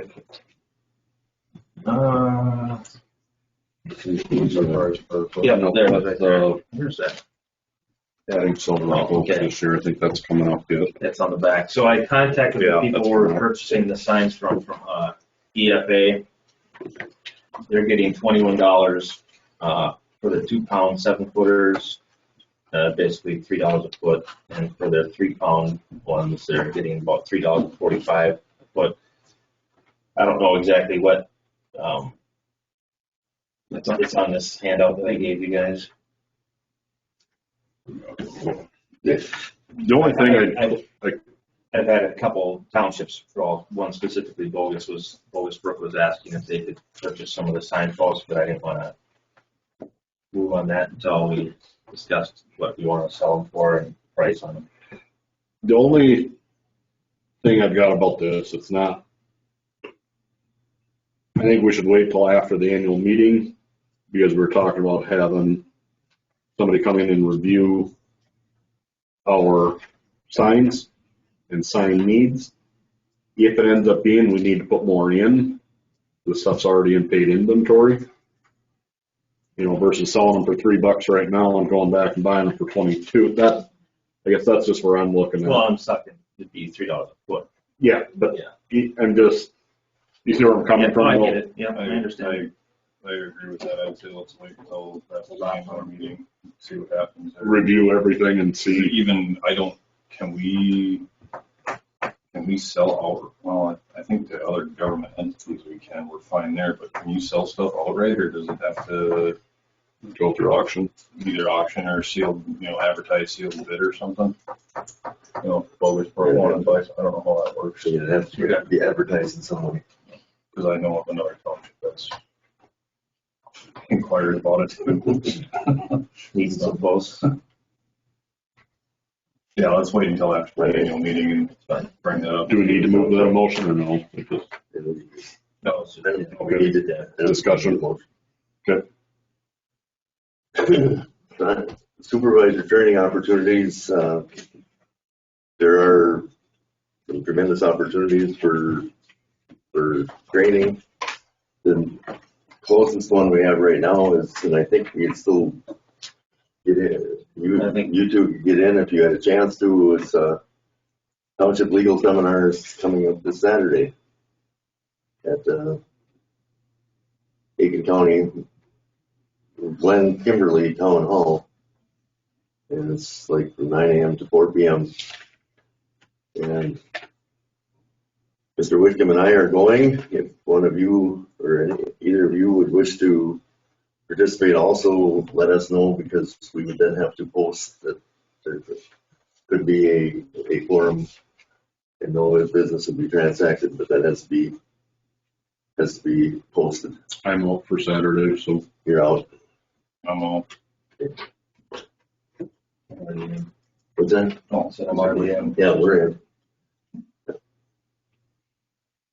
And you could watch on the website. Can you make sure John knows in case John decides? Can somebody make sure that John needs stuff? Well, that was in the packet. He came in today. He's really under the pressure of a harvest. Right? Oh, I'm sure he is. No, just want to make sure he.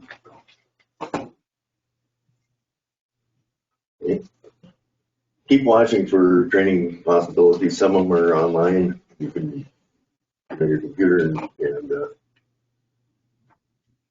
Yeah, there's another one coming up online through LTAP, the local technical assistance program through the U of M. They put these things out yearly, or sometimes more. I mean, they have several things through LTAP. The ones that they're going to be coming up on January 13th is a virtual office through Zoom. It's office through Zoom. And it's some of the same information we're talking about, the signing, Minnesota best practices for sign maintenance and management. A lot of the information that they're going to be covering there talks about Minnesota manual of uniform traffic control devices, everything that we've kind of been going over with the signing here for the last year with updating things. So that all that information's in there, topics covered, so that you're aware of what's available. Okay. Review sign study. I believe you got there was that in your stapled. Like a 2-page deal.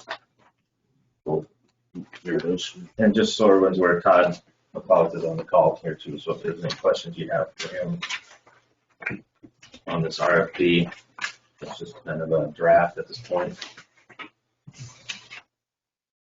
And this is what we're anticipating sending out for bids for the Engineers to do annual meeting, correct? Yes. This is the scope of work that we're looking at. Yep. The PT letter at the Yeah. One page, front back.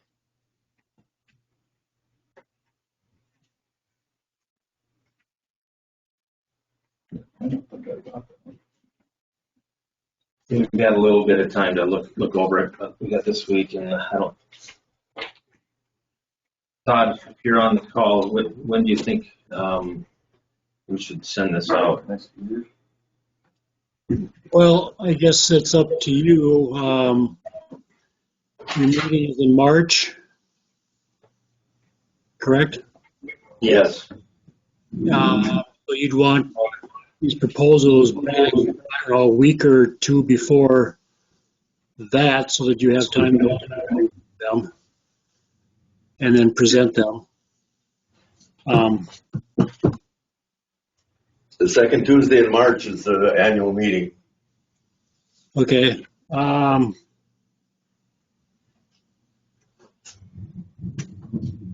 maybe you want them due by the February meeting so that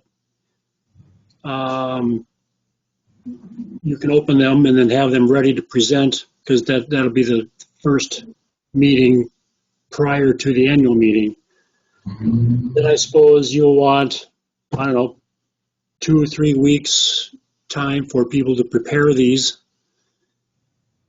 So maybe send this out in, mid-January, something like that, kind of a deal. And you can put the dates on here when they will be received and when they'll be opened and stuff, so everybody knows. So if they turn it in and it's 3 weeks later, they know the results, well, everybody knows. So they gotta wait. Got some of that information on the timetable at the very bottom. Yeah. That helps. We'll get the right dates in there. Yeah. March 22nd is not Thursday.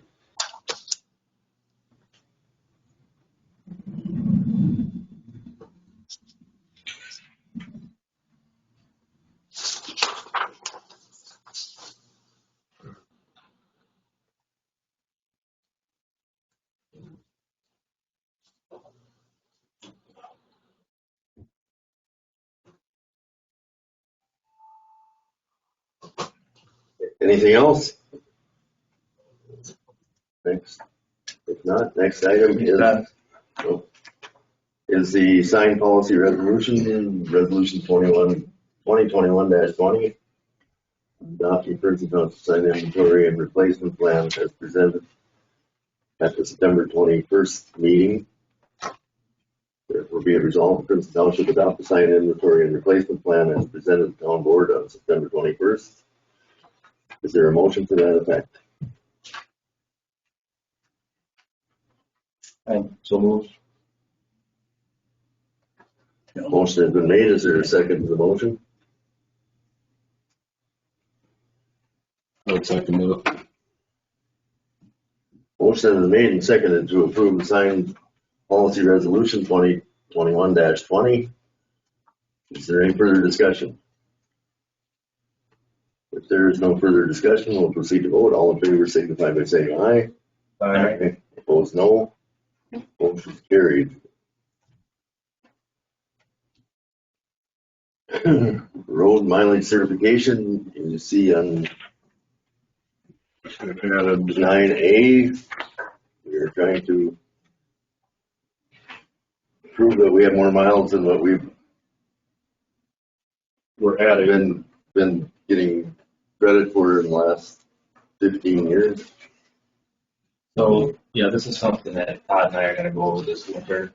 So at this point, we're just adding that 0.53 to what we currently have, but you'll see the miles I have at the bottom there. I think it's closer to 42 and 0.28 miles. The 0.453 miles, that's the Silver Oaks Silver Lake Oaks edition.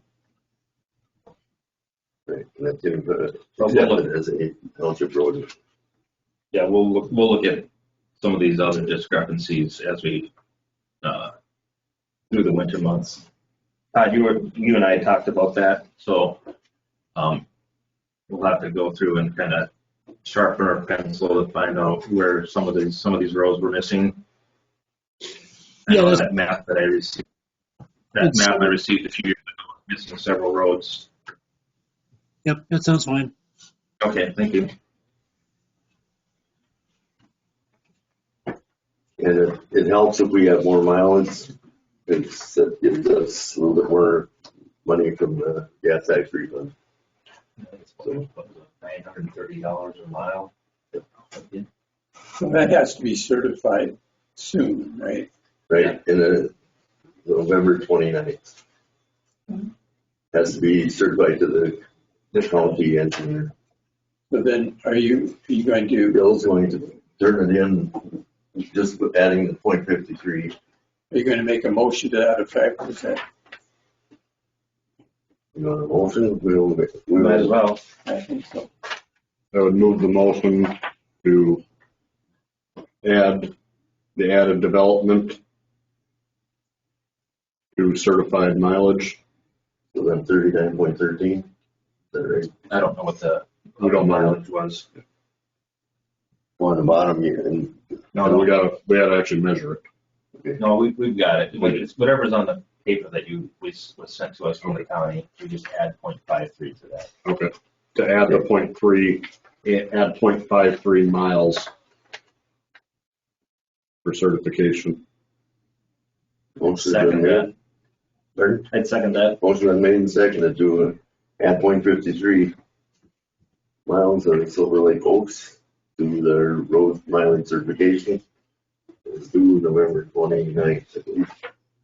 Is there, okay, we have motion been made and seconded. Is there any further discussion? If there is no further discussion, we'll proceed to vote. All in favor, signify by saying aye. Aye. Opposed, no. Motion carried. Supervisor reports.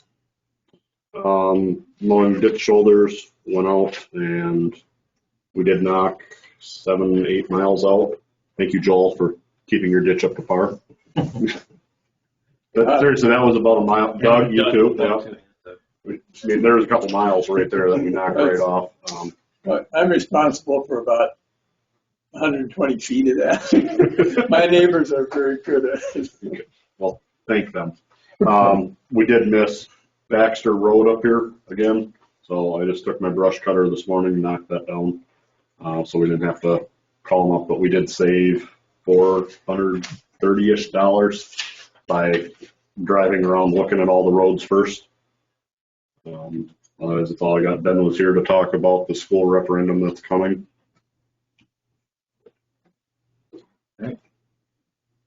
Continuing on with the road report, nothing to report on the gravel roads. The signs were ordered and should arrive by the end of the month here, or within a few weeks actually. And If it's cost prohibitive to ship them, we will probably go to.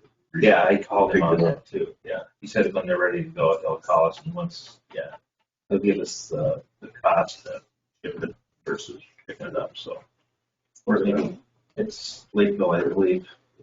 You got it down there? No, this is going already, just, we got a car auction every other Thursday, I gotta go down kind of general direction, so. Oh, good. Yeah. All right. And then Silver Lake Oaks, Todd, you want to fill us in on where that's at? Any of the punch list? Sure, I don't have it in front of me, but I think there were 4 or 5 items we had on there from our last inspection, and they've completed a couple of those, so there's still, I believe, 3 items on there left to do.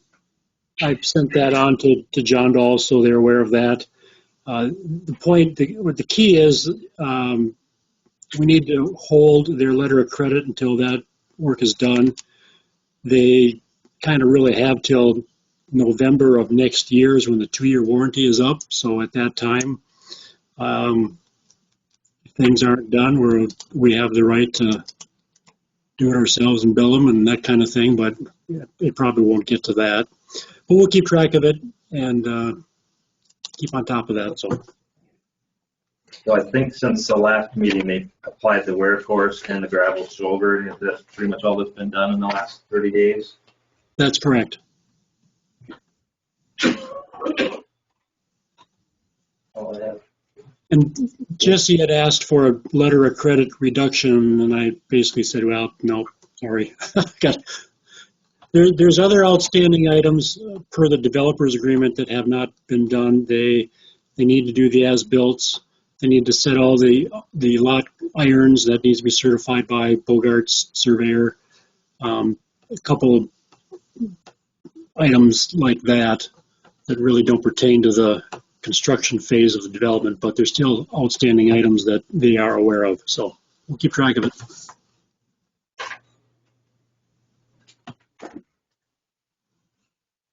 Thank you.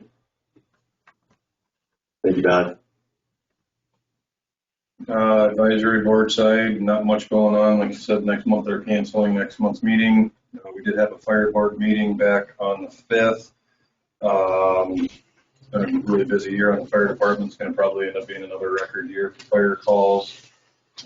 Dale from Greenbush Township recommended a grant, the Monsanto grant, and we got that. So Ron went ahead and purchased flashlights and some other stuff for vehicles and new members.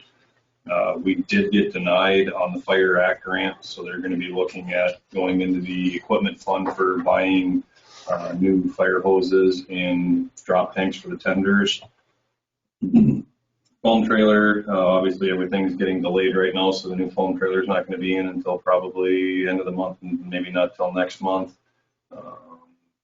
And then the ARPA funds, I kind of talked about that earlier. The fire department is looking to get township help and city help through ARPA funds to buy new turnout gear for the fire department. That gear is supposed to be replaced every 10 years per OSHA, and right now we're on year 7. And it's about $150,000 to buy new turnout gear for the firefighters. So want to get a little clarification if we can use ARPA funds for that.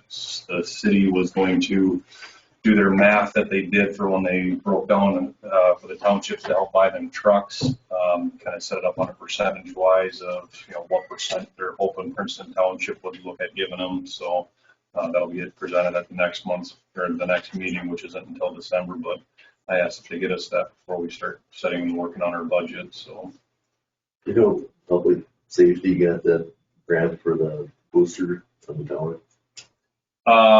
Nothing on that yet, and there was actually some talk about that too, of maybe using some ARPA funds to help buy the booster. The booster is something that we would use in large commercial buildings, or if we go into the school,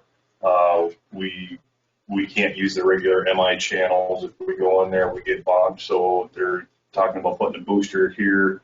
That way, if we're in a larger commercial building or whatever, we can actually still talk on the radio, which is kind of a nice thing in case you have a oh shit moment.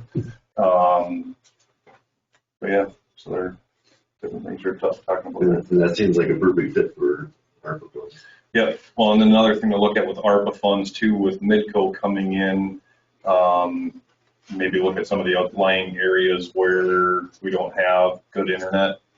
Some of that funds can be spent on that, or maybe some of the further out areas in the township, maybe we look at that. But like I say, we got plenty of time I think we get 3 years on that. So I was going to have a list of things that the MAT, and I never got around to, neglected it till about the time the meeting was starting tonight, and I never did that. But I will try to get a list to board members shortly. Anything else, Dan? That's all I got. Okay, I had with the airport board, we were meeting a joint meeting with the city council and the airport board, discussing Jet A fuel and basically the capital improvement projects for the airport. we're trying to get Jet A fuel. The city is, we have 2 people on the city council that are really dragging their feet and they hate the airport. And if we can convince them that there are, as things go forward, more people are going to want Jet A fuel than our regular, just their plain fuel. So that's a big meeting on November 1st. Right now, you guys just have, is it 100 octane low Yeah. lead? The Jet A is a lot That's of the good stuff. a lot of plane owners want to switch to the. Even in the two-stroke world, we like that stuff. But then, Even in the two-stroke world, we like that stuff. so hopefully we can convince them that it's worthwhile getting our Jet A fuel. Say, Jane, Dave personally wanted me to let you know that he was not going to be in town November. He said you weren't sure when the meeting was. They haven't said it yet. Okay. So they might say it that November night. 1st. What's that? I thought you said November. Oh, November He can't 1st, make- we're he having a can't joint make- meeting with City Council and the airport board. Is that some? But that board? is That's not, okay. that is not for the, that Okay. 5 entity commission. I will let Dave know as soon as and I think that night we may set the date for the first meeting. ARPA funds, as we have said, $233,000. If we can figure out or use it, we have up to 3 years. Or we can sit on it and give it back to the state, to the federal government 3 years from now. City Planning Commission last night, they passed a future land use amendment for the property at for the old shipwreck. And it's going to become a brewery. There was some opposition. One person was very concerned about contaminants that were put in there by a shipwreck. Somebody else was very concerned about the fact that he's pretty sure nobody drinks in Princeton, so. Okay. So they haven't been to the golf course lately. Well, he's pretty convinced that Princeton's the cleanest city in the world, so. Anyway, and then they also did a future land use amendment zoning map for the property on, that was annexed out of Princeton Township. It was right by public safety building. It was Doug Marshall property. I have a map if anybody wants to look at it. It's basically, there are 2 fairly large flats and then 5 smaller flats. If anybody wants to look at that map. Otherwise, I don't believe I have anything else. Any other word or inclination that the city's maybe going to be looking at any other land in the township at all? You heard any? It doesn't sound like it, but if they pull off what they pulled off the first time, they took it out of our hands completely. No, I don't think, right now, I don't think they're looking too much at any more annexations. We haven't heard anything in the planning commission. They were talking about maybe not even meeting next month, because we're just, the only thing we've been doing is brewery and the Princeton Industrial Park or whatever they're gonna call it now, so. Yeah, the industrial park. They changed the name. Because it's not gonna be it's not supposed to drive people in for the airport park, that's why. Yeah, it was originally called, Aero Park? And that got changed.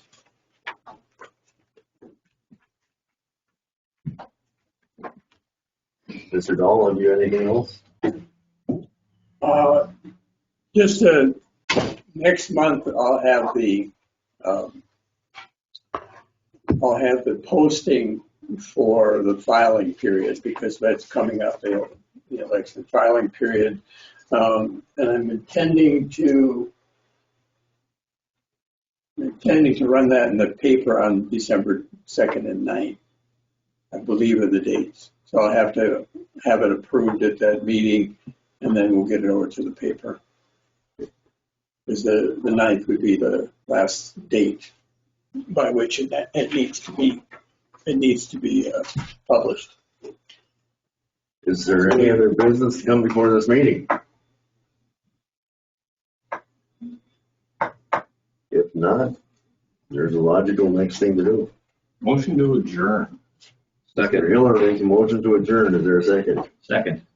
9:34. Motion has been made and seconded to adjourn. All in favor, say aye. Aye. All opposed, say no. Motion's carried. We are adjourned. Thank you all.